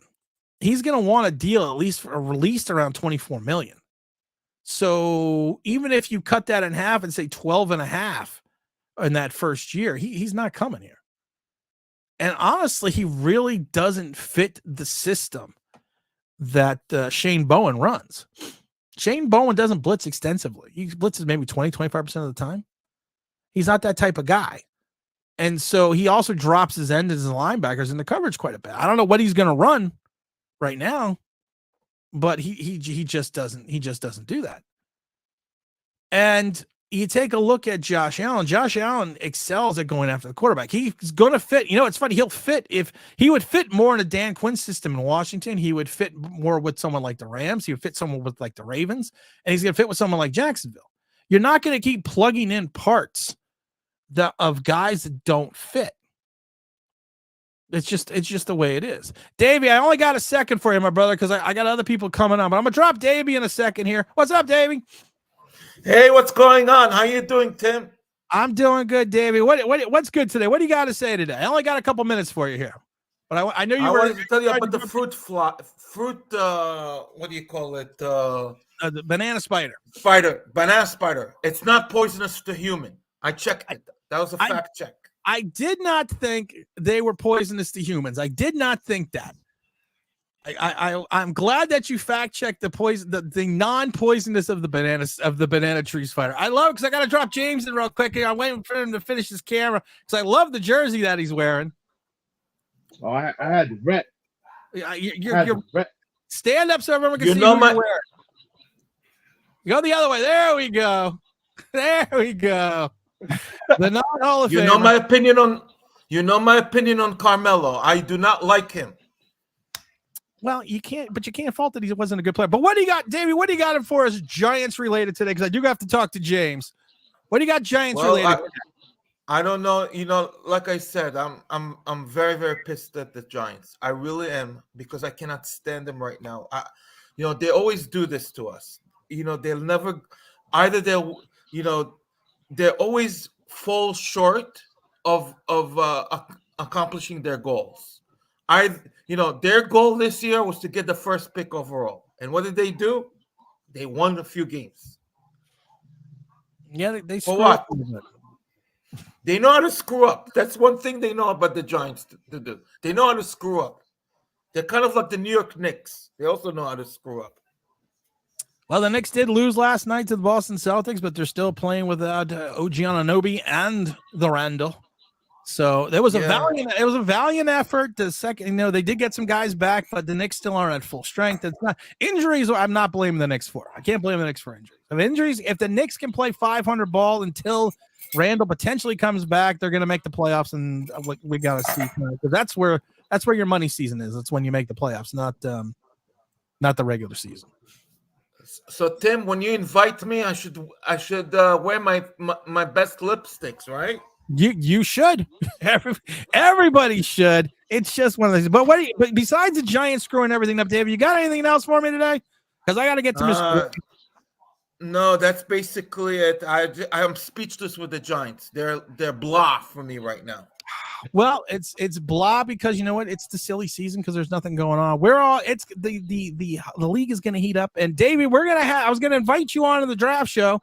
I don't have the date yet, but make sure that you stick around in the chats now and there because I'm going to release it. And I definitely want to invite to have you on the draft when not the actual draft, but we're going to do a show before the draft. So I want to have you on as well. Yes, I know. I kind of like. I was kind of fantasizing the other day if we would have drafted Allen over Daniels, what would it might have been? It might have been great. But I know what it would have been. Witherspoon still wouldn't be running. That's what I'm gonna say about it. Davey. I appreciate you dropping by. I gotta get to James here because he's been waiting a little while. Bye bye. All right, thank you, Davey. Big James in his house. Oh, to finish my Josh Allen point. Josh Allen doesn't fit the Giants scheme with what Bowman ran in Tennessee. He's not a fit. You're not going to pay a guy anywhere between $24 to $28 million to come here and do an Olivier Vernon. You're just not. He doesn't fit the system. And to Zach Attack's point, yes, I meant Mike Evans, not Mike Williams. Actually, I wasn't thinking Mike. When I said Mike Evans, I wasn't thinking Mike Evans. I wasn't thinking Mike Williams of San Diego Chargers. I was actually thinking Mike Williams of the Tampa Bay Buccaneers.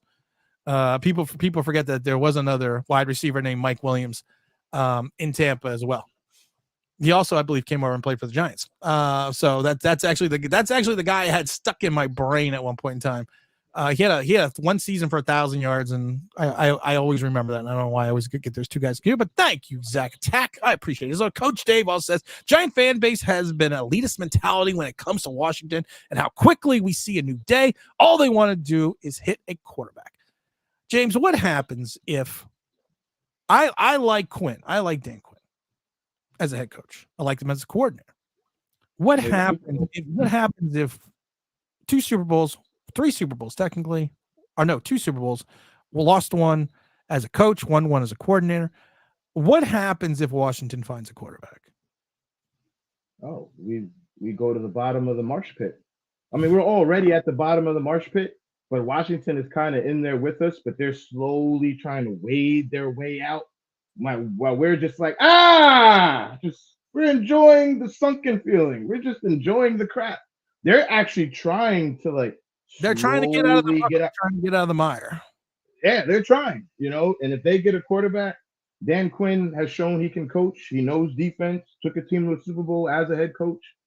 Sorry to my brother out there who's a Falcon fan, but still took a team, to a Super Bowl. You give him a quarterback. They're probably going to pass us.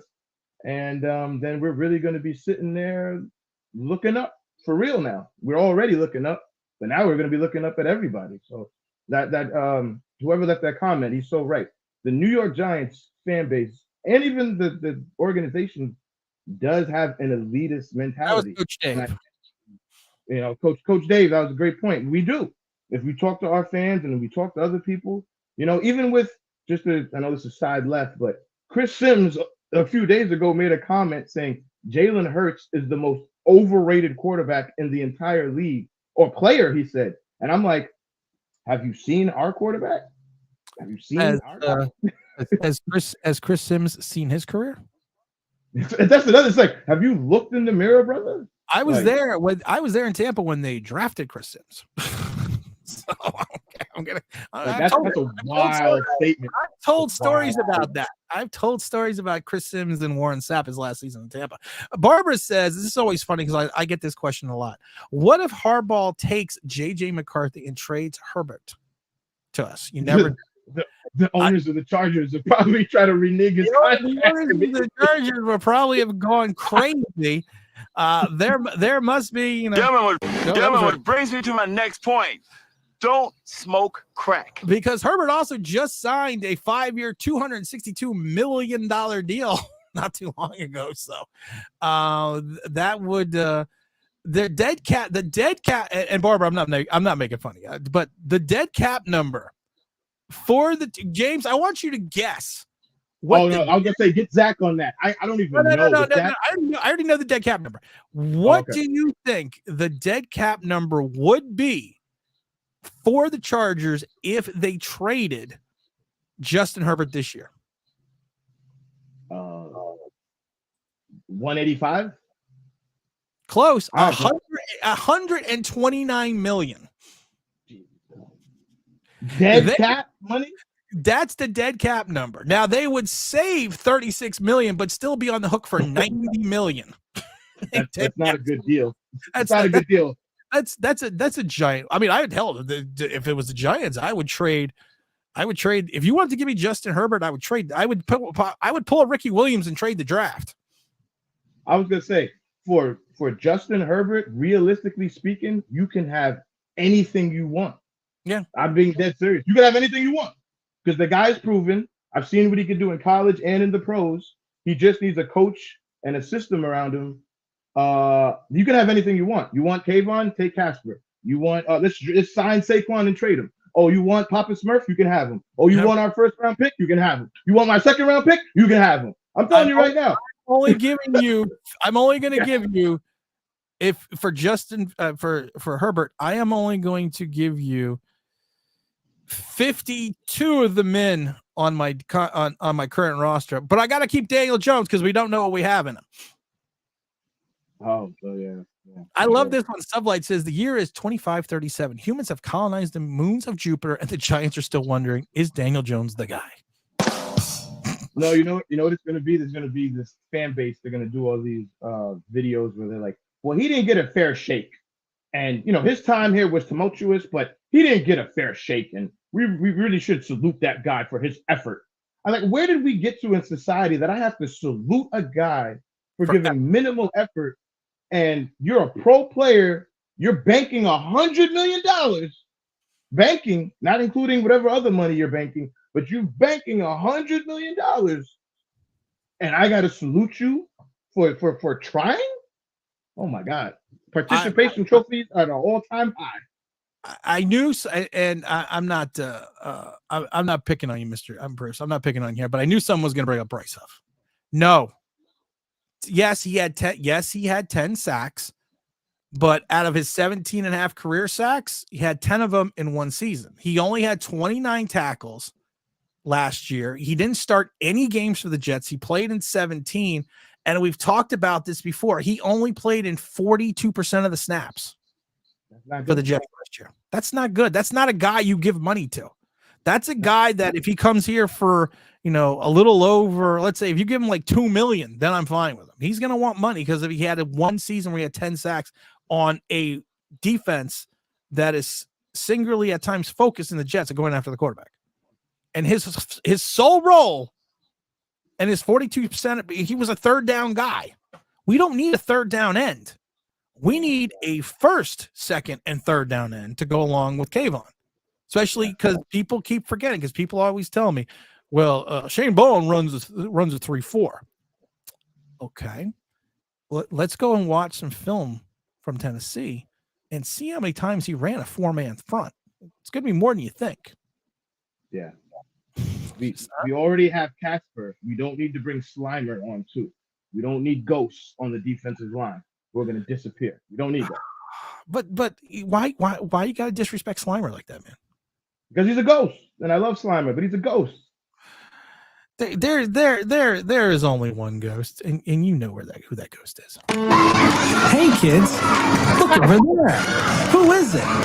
It's Kayvon, the friendly pass rusher. Oh no, now he's gone. Yeah, that's too on point. That's too on point. I hate to say it. And like I said, we're not bashing Kayvon, but the fact is that you had, out of your sacks, you had 7 of them in 3 games. Listen, and then man, you didn't have anything for like the last 6. We've been overvaluing our players for a while now in Giants land, and sports in general. It's just you can't say anything real. I like the elitist comment by Coach Dave. That's what it is. I think that's what it is. It's such a sad thing, but that we've turned into the. I'm trying to think of a bougie, like we've turned into like the bougie family on the block, but our house is like falling down. We're in debt. We're still driving around a Benz from like 25 years ago, but we're rolling around like, just have a sherry today. And it's like, nah, man, that was a great way to put it, Coach Dave. We have this crazy mentality that we're better than what we are, and our players are better than what they are. And we think we're on our way to a Super Bowl. We are nowhere near close to a Super Bowl. And I know everybody here knows that. But it's like you say that and people go, well, how could you say that? You're not a real fan. I'm not a real fan. Oh my God. Wow. Thanks. You're a fake fan. Don't draft Alt with the 6 picks. We're going to need a playmaker, and we need Alt. And we've talked about this about Joe Alt. Do the Giants really want to take? Because the thought process is we're going to take Evan Neal, we're going to move him to God, and everything's going to work out perfectly. And then we're going to go out and take Joe Alt, who played left tackle in college, and then move him to right tackle. Sure. Didn't we do that 2 years ago?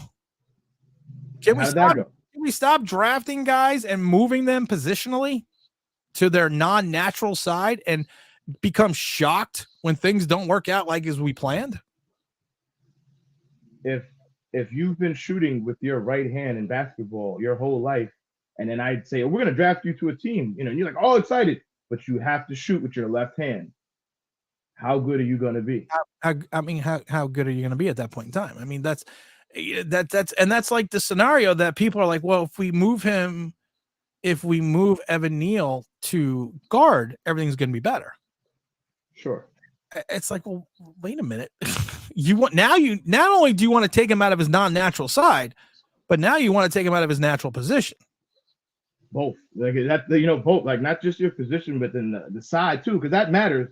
For all of you who don't know that in football, if you're on this side, now you got to go blocking this side because everything's reversed, everything's different, everything's backwards.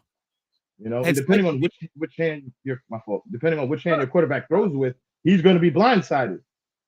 So I was going to say, then if you get Penix, let's just say, and Penix is playing, your blind side is going to be a right tackle who was now playing out of position at right guard, who was playing out of position at right tackle, and a right tackle who used to be a left tackle who's a rookie, and then you're going to have an underside center in JMS. Why don't we? You know what? If that's the case and you draft Penix, I might as well just drive to the stadium and hit him in the knees with a hammer and just get it over with. You're asking for bad things to happen. Matthew says, if Mara really was tone deaf like he is, the rest of the division have their quarterbacks and we don't have a number 3 quarterback. Jones making more than all of them. Is no one going to say you are nuts? You are nuts. You are crazy. Thank you, my love. And it's in a purple cup. Oh, because I am man. You're a manly man when you could drink your shake. And I don't know what this is. I don't know what that funny is. Symbol. This has got to be something womanly with a little funny symbol and out of a straw.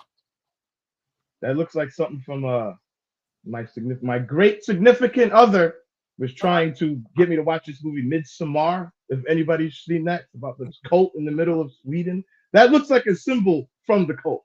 That's all I'm saying. And we are a cult here. But, darling, can I get a foofy umbrella? I need a little umbrella here. We are elitists here. Where's the umbrella? Chris says Spanos would launch Herbert out of Harbaugh out with a cannon if he did that. Let's see here. Davey says the Chargers traded Drew Brees in favor of Phillip Rivers. No, they didn't trade Drew Brees. Drew Brees. Yeah, well, I guess technically Drew Brees. Well, yeah, I guess. I mean, well, we're not going to get into semantics, but because of the injury, he was injured. Yeah, he was in. There's a lot going on with that. Barbara says, I was just going for the Michigan connection, and maybe they wanted to start over. I don't know about the cap stuff. I'm just looking in the ways of Giants to return to greatness. Barbara, I wasn't making fun of you, and you're new to the show. We appreciate you. And we appreciate you because we appreciate everyone. I make fun of everybody. If I don't make fun of you and I don't call you out, it means I don't like you. Look at that. Oh, God. Look what I do to Rob. Look what I do to R0B. People must think I have a Madden crush on him because I am ruthless on him. And Barbara, don't feel bad because I myself get confused about the cap stuff. I'm sure a lot of fans do. They just don't like to admit it. That's why we have Zach G. There you go. Tim is great with the cap stuff, honestly. He's really good with the numbers. I love the cap. Everyone knows I love the cap.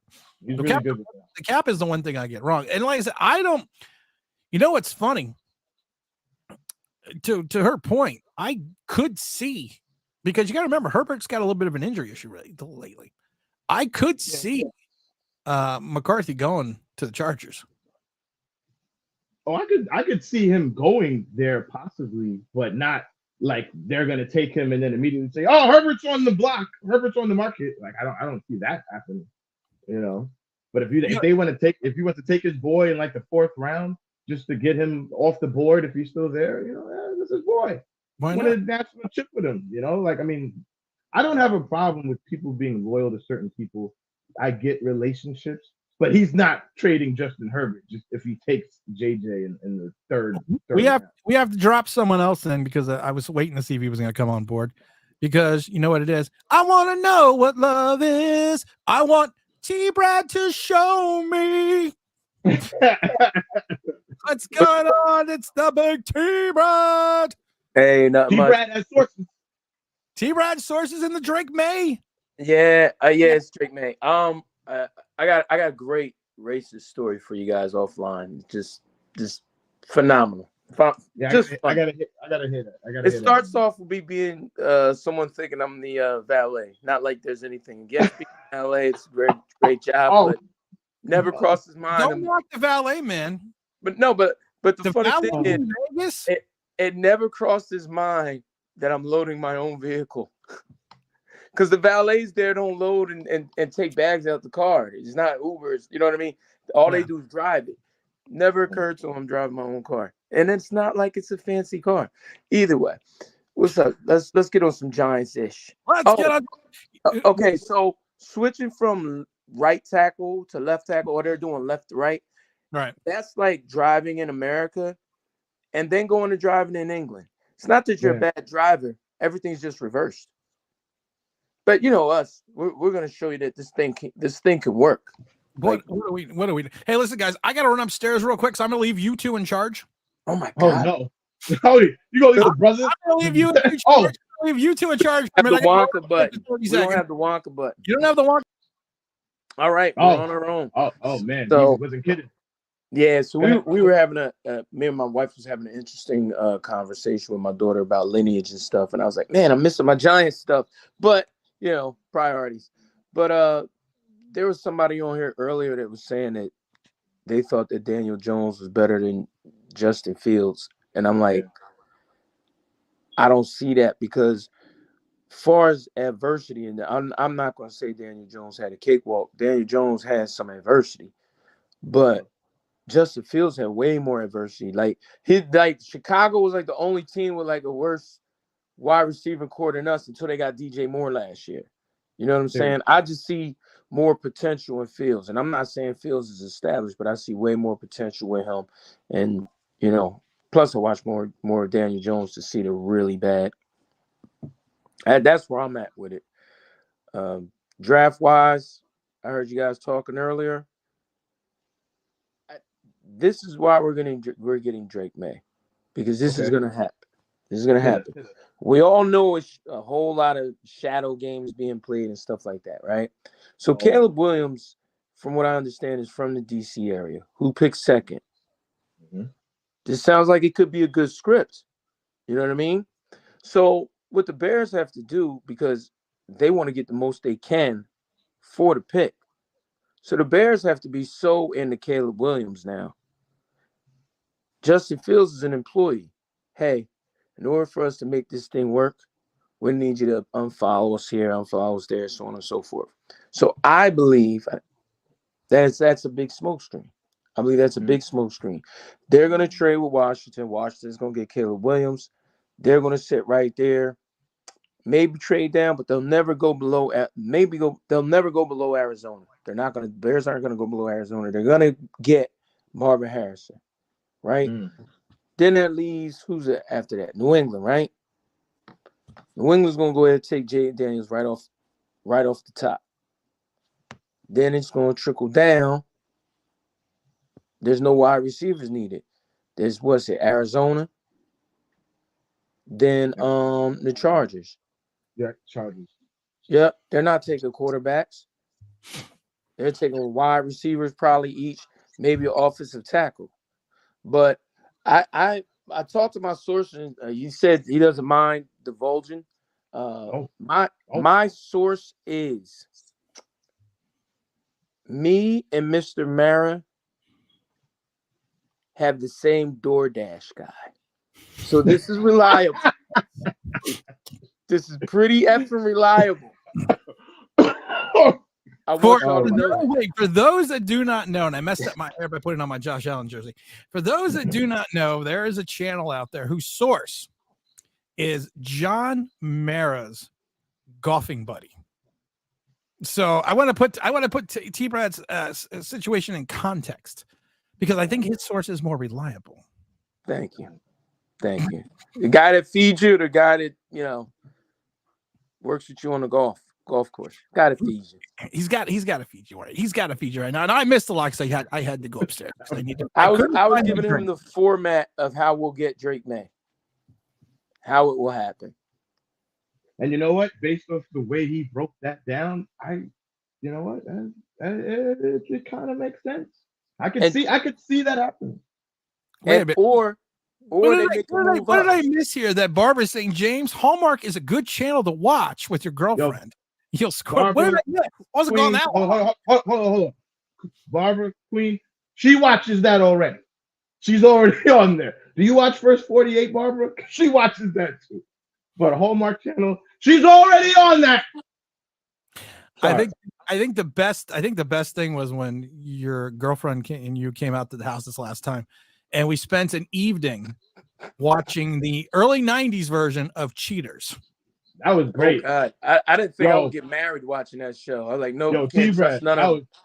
T-Brad. Hold on. T-Brad. They had this brother on there, bro. He got the stocking cap. He's out there with the girl. Then his real girl rolled up on him, and he did that. Oh, hold up. What are you doing here? You hold up. that show was, I forgot how just entertaining TV that show. Nah, I wasn't married then. That show had me. I had trust issues watching that. And but what my number one line is on Cheaters? This is my number one line on Cheaters, and it's just so ignorant. Boom, they bust in with the Cheaters camera. Blah blah blah. Oh my God, you don't trust me? No. That's why you're. I just couldn't catch you until now. But facts are, I was right. 2:00 in the morning, the four of us are sitting there going, "Just one more episode." I'm telling you guys, this is the Giants channel. I promise you. This is the Giants. Go all over the place. We diverted, but it's all good. Hey, wait, can I do a shameless plug? Of course. Someone has Syracuse on there, and I would like to big up my little cousin Malachi James, who will be attending Syracuse University. I believe it will be track and football. Wow! So, congratulations. Young man from New Jersey. Jersey represent. There we go. Yeah. He's like, I don't know what particular races, but he's definitely top 2 in the state of New Jersey in sprint. He's a senior, so got to plug the family when I can. Check them out. Of course. Why didn't you invite Warn him him up? about the snow. Yeah, and it gets cold. Yeah. Yeah, my mother's a Syracuse alumni. Just warn him about the snow. Yeah. It gets deeper than here. You either want it or you don't. Well, the bigger question is going to be, and he's hard working. Since we have a person going to Syracuse that's going to play football, why wasn't he invited on the show? You know what? I don't know what his father allows as far as social media and things like that, and things getting turned the wrong way. Nah. Yeah, especially in this. Yeah. So God forbid on social media things get misconstrued. Yeah, because best to focus on school. You know. I understand. Big Don, and also the Syracuse fan alum, says I'm a part-time valet. So we're out to here. And like I said, no disrespect to any valets, but guys, I'm gonna pause this moment and I'm gonna just tell you this is what I was wearing. I had on like a tracksuit hoodie, right? This hat, some very generic track pants, and white socks, and some polo slides, right? Blue. So sticks out. Oh, so you look like a valet. Wait, one second. How we get back here? But one more second. Stop interrupting the story. So Sorry. Just to give it context, the valets usually wear a blue jacket or red. No, for this particular hotel, usually wear a blue jacket, some black. It is cold. It's up north Maine, and I didn't look even close to professional. Not even close. Now there was since we're talking about it, fuck it. So there's two situations, right? And I'm just showing you how you'd be like, wow, that's fucked up, but I get it. So I'm walking past this older couple, and deep into their 70s, in my opinion. And they're standing like literally right in the middle of the door where you got to leave. So I'm checking out, and I say, hey, excuse me. They're like, oh my God, I'm so sorry. I was like, no, I'm in your way. Kind of making fun with it. We're cool. And he said, excuse me, I'm sorry, but are you the valet? And I said, no, I'm not. So I wasn't offended. They were people of a certain age, and it was with respect that he said, excuse me, I'm sorry. So I'm going to apologize if I'm wrong. I'm just going to start off with the apology. But in my experience, and this is what I'm hearing by that, but in my experience, your odds on favorite to be the valet. So I took it with a grain of salt because that was his reality as a 70-something-year-old white guy. So I wasn't mad. I said, because it was busy at that time. I said, no, that's the valet right there. He said, I said, yeah, that's him. He said, okay, thank you. I said, all right, have a good day. We'll walk off. And put a couple bags in my car. And I get ready to get my car. I was taking my sweater off. I had a long drive. I'm going to take my sweater off, throw it in the car. And then there's a guy. He's standing there waiting for the valet. And I'm standing in the doorway, taking my sweater off, putting it in the car, getting ready to take off. And the guy says, hey, excuse me. I said, hey, what's up? And he goes, and I'm thinking he's going to tell me, because the front of the car's got a little ding on it. I think he's tell me, hey, you got a ding on the front of the car. He goes, hey, I wanted to go into my car. Like, I don't need my key to drive. I'm not going anywhere, but I need to just grab a couple things out of my car. Is that okay? Is that cool? I said, you got to ask somebody who works here. I don't know. You should have just told him, yeah, that's fine. But the irony of it is, like, I know in my younger days, I would have really escalated that situation. And I was just happy that I was able to just be like, what an idiot. And just keep moving along. And he just had to face like, damn, I didn't know I was that racist. I didn't think I'd be that guy. Like, you know what I mean? Like, damn, I didn't think I'd be that guy. But here I am killing that shit. But it didn't. As you get older, and I always talk to James about this, as you hit your 50s, things that would probably have bothered you 10 years ago or even 5 years ago at that point in time. I found this about my own self because I'm in my 50s. Things that would bother you then is now you're just like, it is what it is. You know, it's life, and it's not worth the aggravation to raise your own damn blood pressure because of someone else's stupidity. And there's and your energy. Now imagine me telling my wife, I'm telling my wife this story. I was like, I'm so glad you're not there, because she would have escalated like, oh, do you know what he does? And he get that, and he be here. Like, it's not my job to prove to that person who I am. And there's nothing wrong with being a valet. There's nothing wrong with being a valet. Matter of fact, my father-in-law was a valet. Shit, I forget. So I'm not disrespecting nobody. But and you know what I sound like when I said that? I got a lot of black friends. That's what it sounded like when I said that. But it's just facts. My father-in-law, it's a valet. Well, I'm saying he's retired, but he was a valet. And that was just an interesting story. And I'm telling my wife, it's like, she's like, yeah, but you should at least say something like, you dumb racist, or say something. I said, no, because if I enter into the argument, so it's like Star Wars. You enter to the dark side of the Force, and it starts to take over, and you start feeling more negative energy, and you go into it, and then you're on a long drive, and you're stewing, driving angry. Yep. Instead of laughing happily, moving on with your life, and letting it go. So that's a lesson for anybody who deals with anger issues. Being angry is an emotion. But your behavior, you got to overcome that emotion and keep yourself safe and keep yourself in positive energy. But yeah, that was funny. And I'll tell you the one about my daughter and her friends going out to eat. I'll tell you that one offline. Needless to say, they had some issues with the waiter, and I had to go in there and talk the meal down to 0. But some fun stuff. We'll talk it over. We've talked about this before. The world is an imperfect place, and they're racist. And to T Brad's point, and I want to get back to the Giants because we're running out of time here. But to T Brad's point, and I always tell my wife this: it's I don't want to waste the energy. You know, especially when you hit a certain age, you only have so much energy left in you. And to me, wasting it now on somebody, I still get mad because I if someone does something stupid, I got a temper. I got a fucking temper. Oh yeah. And then I am legit. If you go back to my 30s and my 40s, I am legitimately known for someone that will go off and go off to the point that it will just be bad.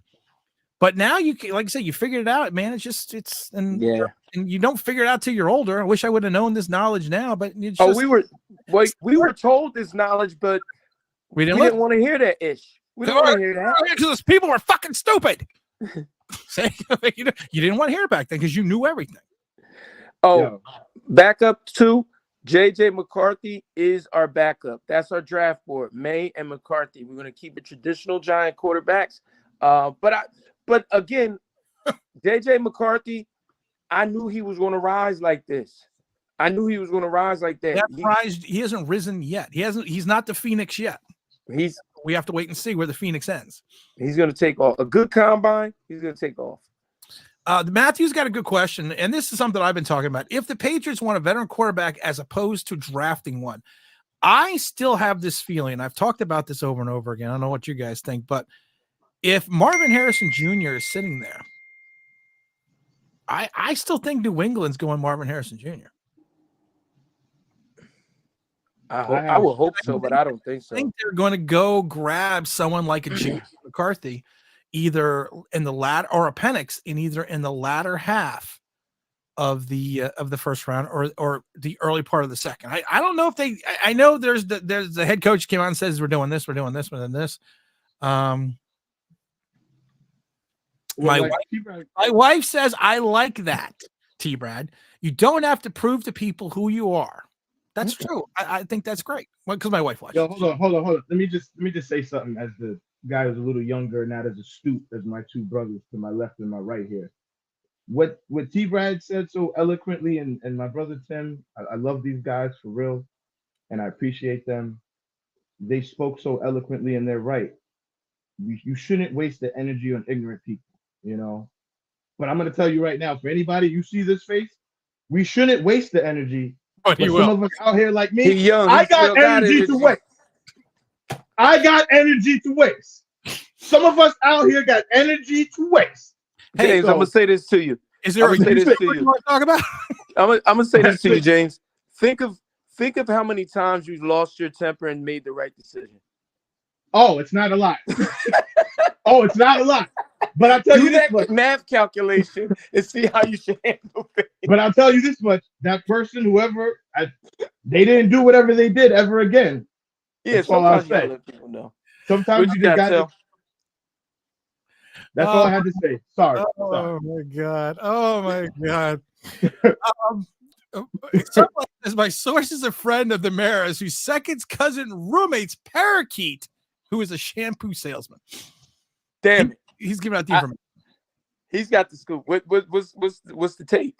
We going punter? Long snapper? We're going long snapper. Long snapper. We are taking a kid out of East Carolina. Long snapper. Bilbo Baggins. Hey, you know what, Tim? Can I pose a question out here? Sure. I have the answer to myself. Can you think of even recent time or all time, like your most disappointing Giant pick? And we can't say Daniel Jones.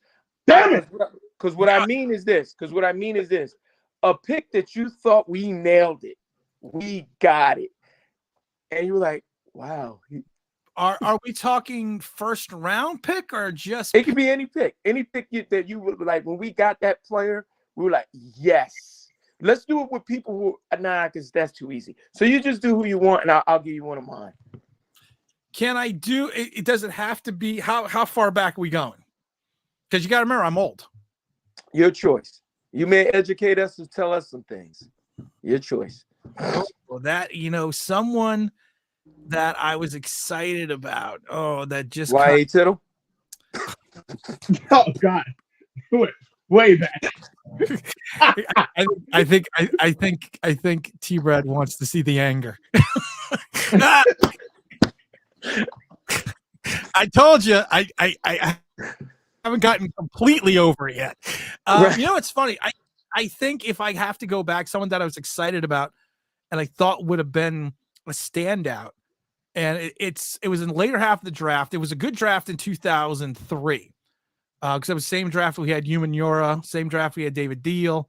We had a couple other ancillary guys. David Tyree was in that draft. With William Joseph, the defensive end out of Miami. No, I didn't like him. But he was the best that was on the board. He was the best on the board at 25. Best on the board. Yep. He was a guy that at the time, the way the Giants defense was constructed in 2022, we just came off drafting Jeremy Shockey the year before. I thought he was going to be a plug and play fit for the team. I thought he was a guy that was going to be a stalwart, not only in the middle, but also offer some type of, resistance in reference to a defensive pass rusher. Right. But he just, and he had a great career in Miami. He looked like a stud. It looked like almost a steal at times because he was the best guy on the board at 25. But he just literally nothing ever happened. Never happened. Yeah. How about you, James? I'm gonna bring up a dude that which you was actually talking about him earlier, and he's not a scrub, but he just didn't reach what I thought he was going to be, and that's David Wilson, the running back, where he got hurt.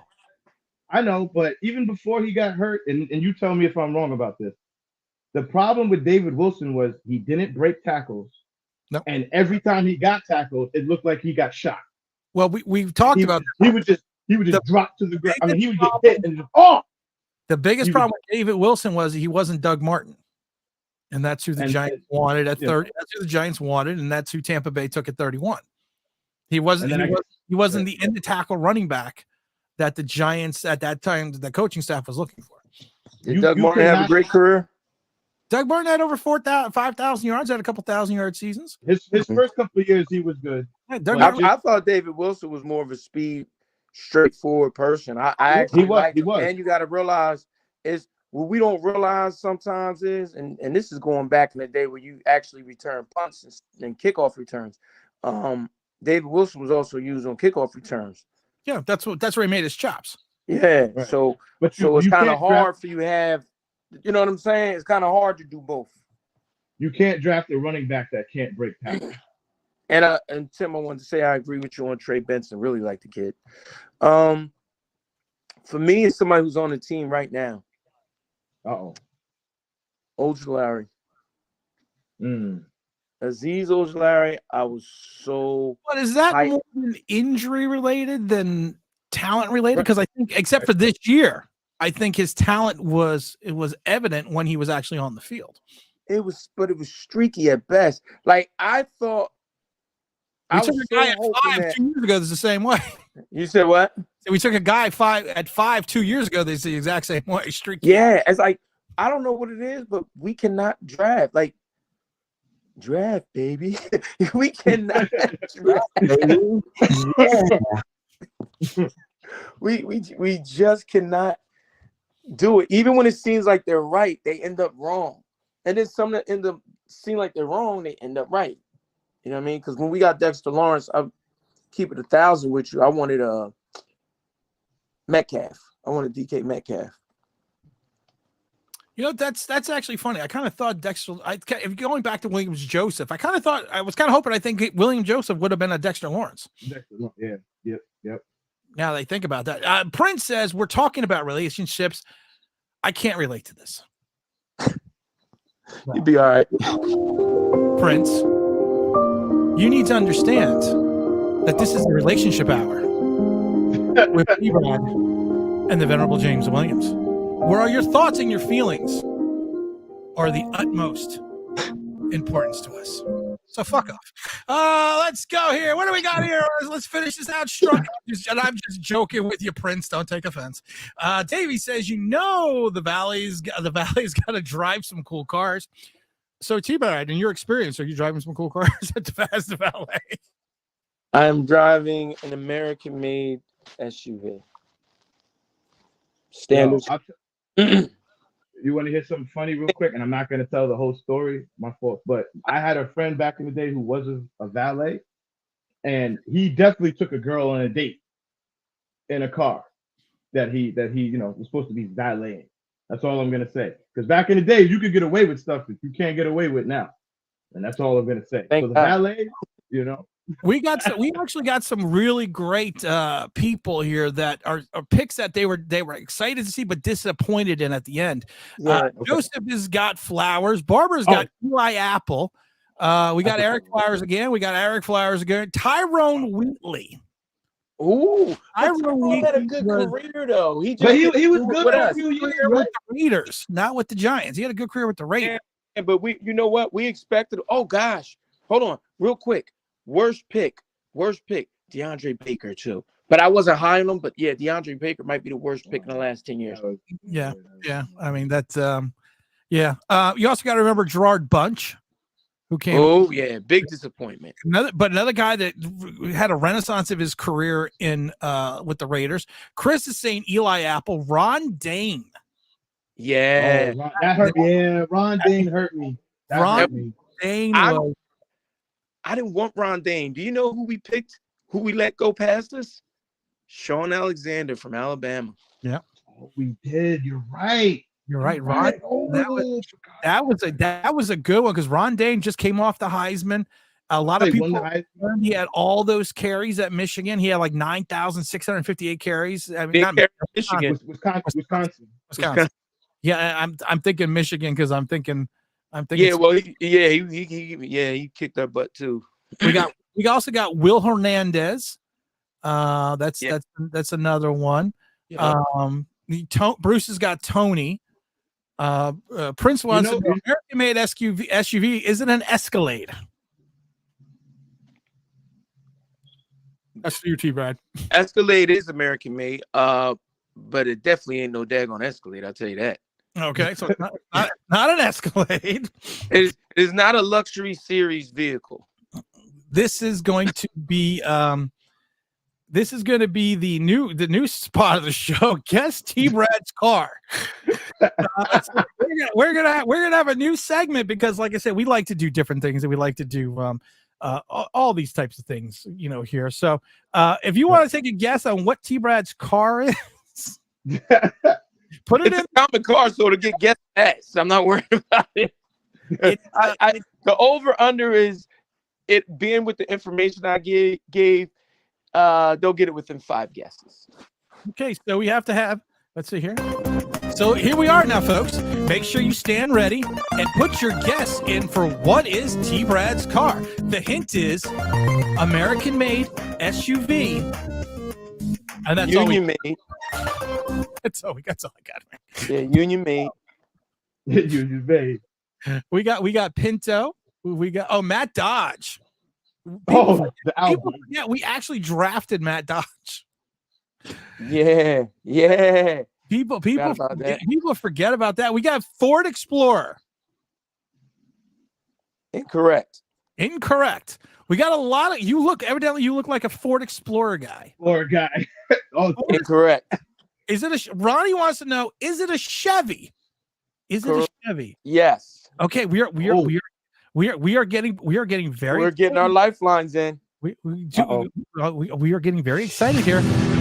We are getting very excited. We are now up to it is a Chevy. We have Bruce going, is it a Bronco? No, because Isn't Ford Bronco? I know. I just okay. Logic say, is it a Tahoe? No, I'd love one of those though. No. Is it a Suburban? No, I said it's not a high-end vehicle. Y'all should have took the over because we're at past 5. Is it? Hold on, wait a minute. Is it a Colorado? I think that's a Chevy. Isn't it a Chevy Colorado? Yeah, that's a truck. No. Everyone thinks it's a Tahoe. No, I wish it was. Tahoe's a rock. To say Joseph, Chevy Cavalier is not an SUV. I've driven I used to drive a Chevy Cavalier. Ooh, here's a good one. Barbara says a Silverado. No. Blaze, Davey with the Blaze. All right, what if I help y'all and say it's not a pickup truck? You said it was an SUV. I thought that. Some people might have came on late. I thought this was self-explanatory. I'm happy they're playing the game. Is it a Blazer? No. Is it a Traverse? Correct. Chevy Traverse. Oh, Chris Peace. Chris Peace was the winner. Hey, we got Chris Peace. Hold on, here we go. Chris Peace just nailed it. Chris Peace is the winner of the guest OBB hour with what is T. Brad driving? I like the Chevy Traverse. We had 2 of them. Yeah, they're cool cars. We had the last one we had was a gray LTZ. Yeah, but I didn't think I looked out of place in a Chevy Traverse. Not like I was hopping in. Not like I was hopping in a G-Wagon or anything. Oh man. Yeah. All right. Well, this as always has just fucking gone off the rails. Man, we're having fun. We're supposed to be having movie time, man. I know we're supposed to have movie time, man. We know that, but we also have to have. I got to go upstairs and spend family time with the family time. Yeah. Responsibilities, Jesus. I know the responsibilities, but I want to thank everyone that stood in here for the last 2 hours and 10 minutes. Is always fun. A big shout out to Barbara for being a new subscriber to the channel and coming in strong with her comments. Want to thank you. See Chris is in there. I want to see Daryl's in there. I want to see Davey. I want to see Prince. You want to see Ronnie. You want to see everyone coming in. I want to thank. We're gonna close out. I want to thank T. Brad. I want to thank James. I want to thank everyone else for coming in, hanging out this Sunday. We'll probably have a stream on Tuesday. Make sure you stay tuned for that. And as always, it's Tim. This is New York Giants Straight Talk, and we're out of here. Don't you two go away. Peace. Peace.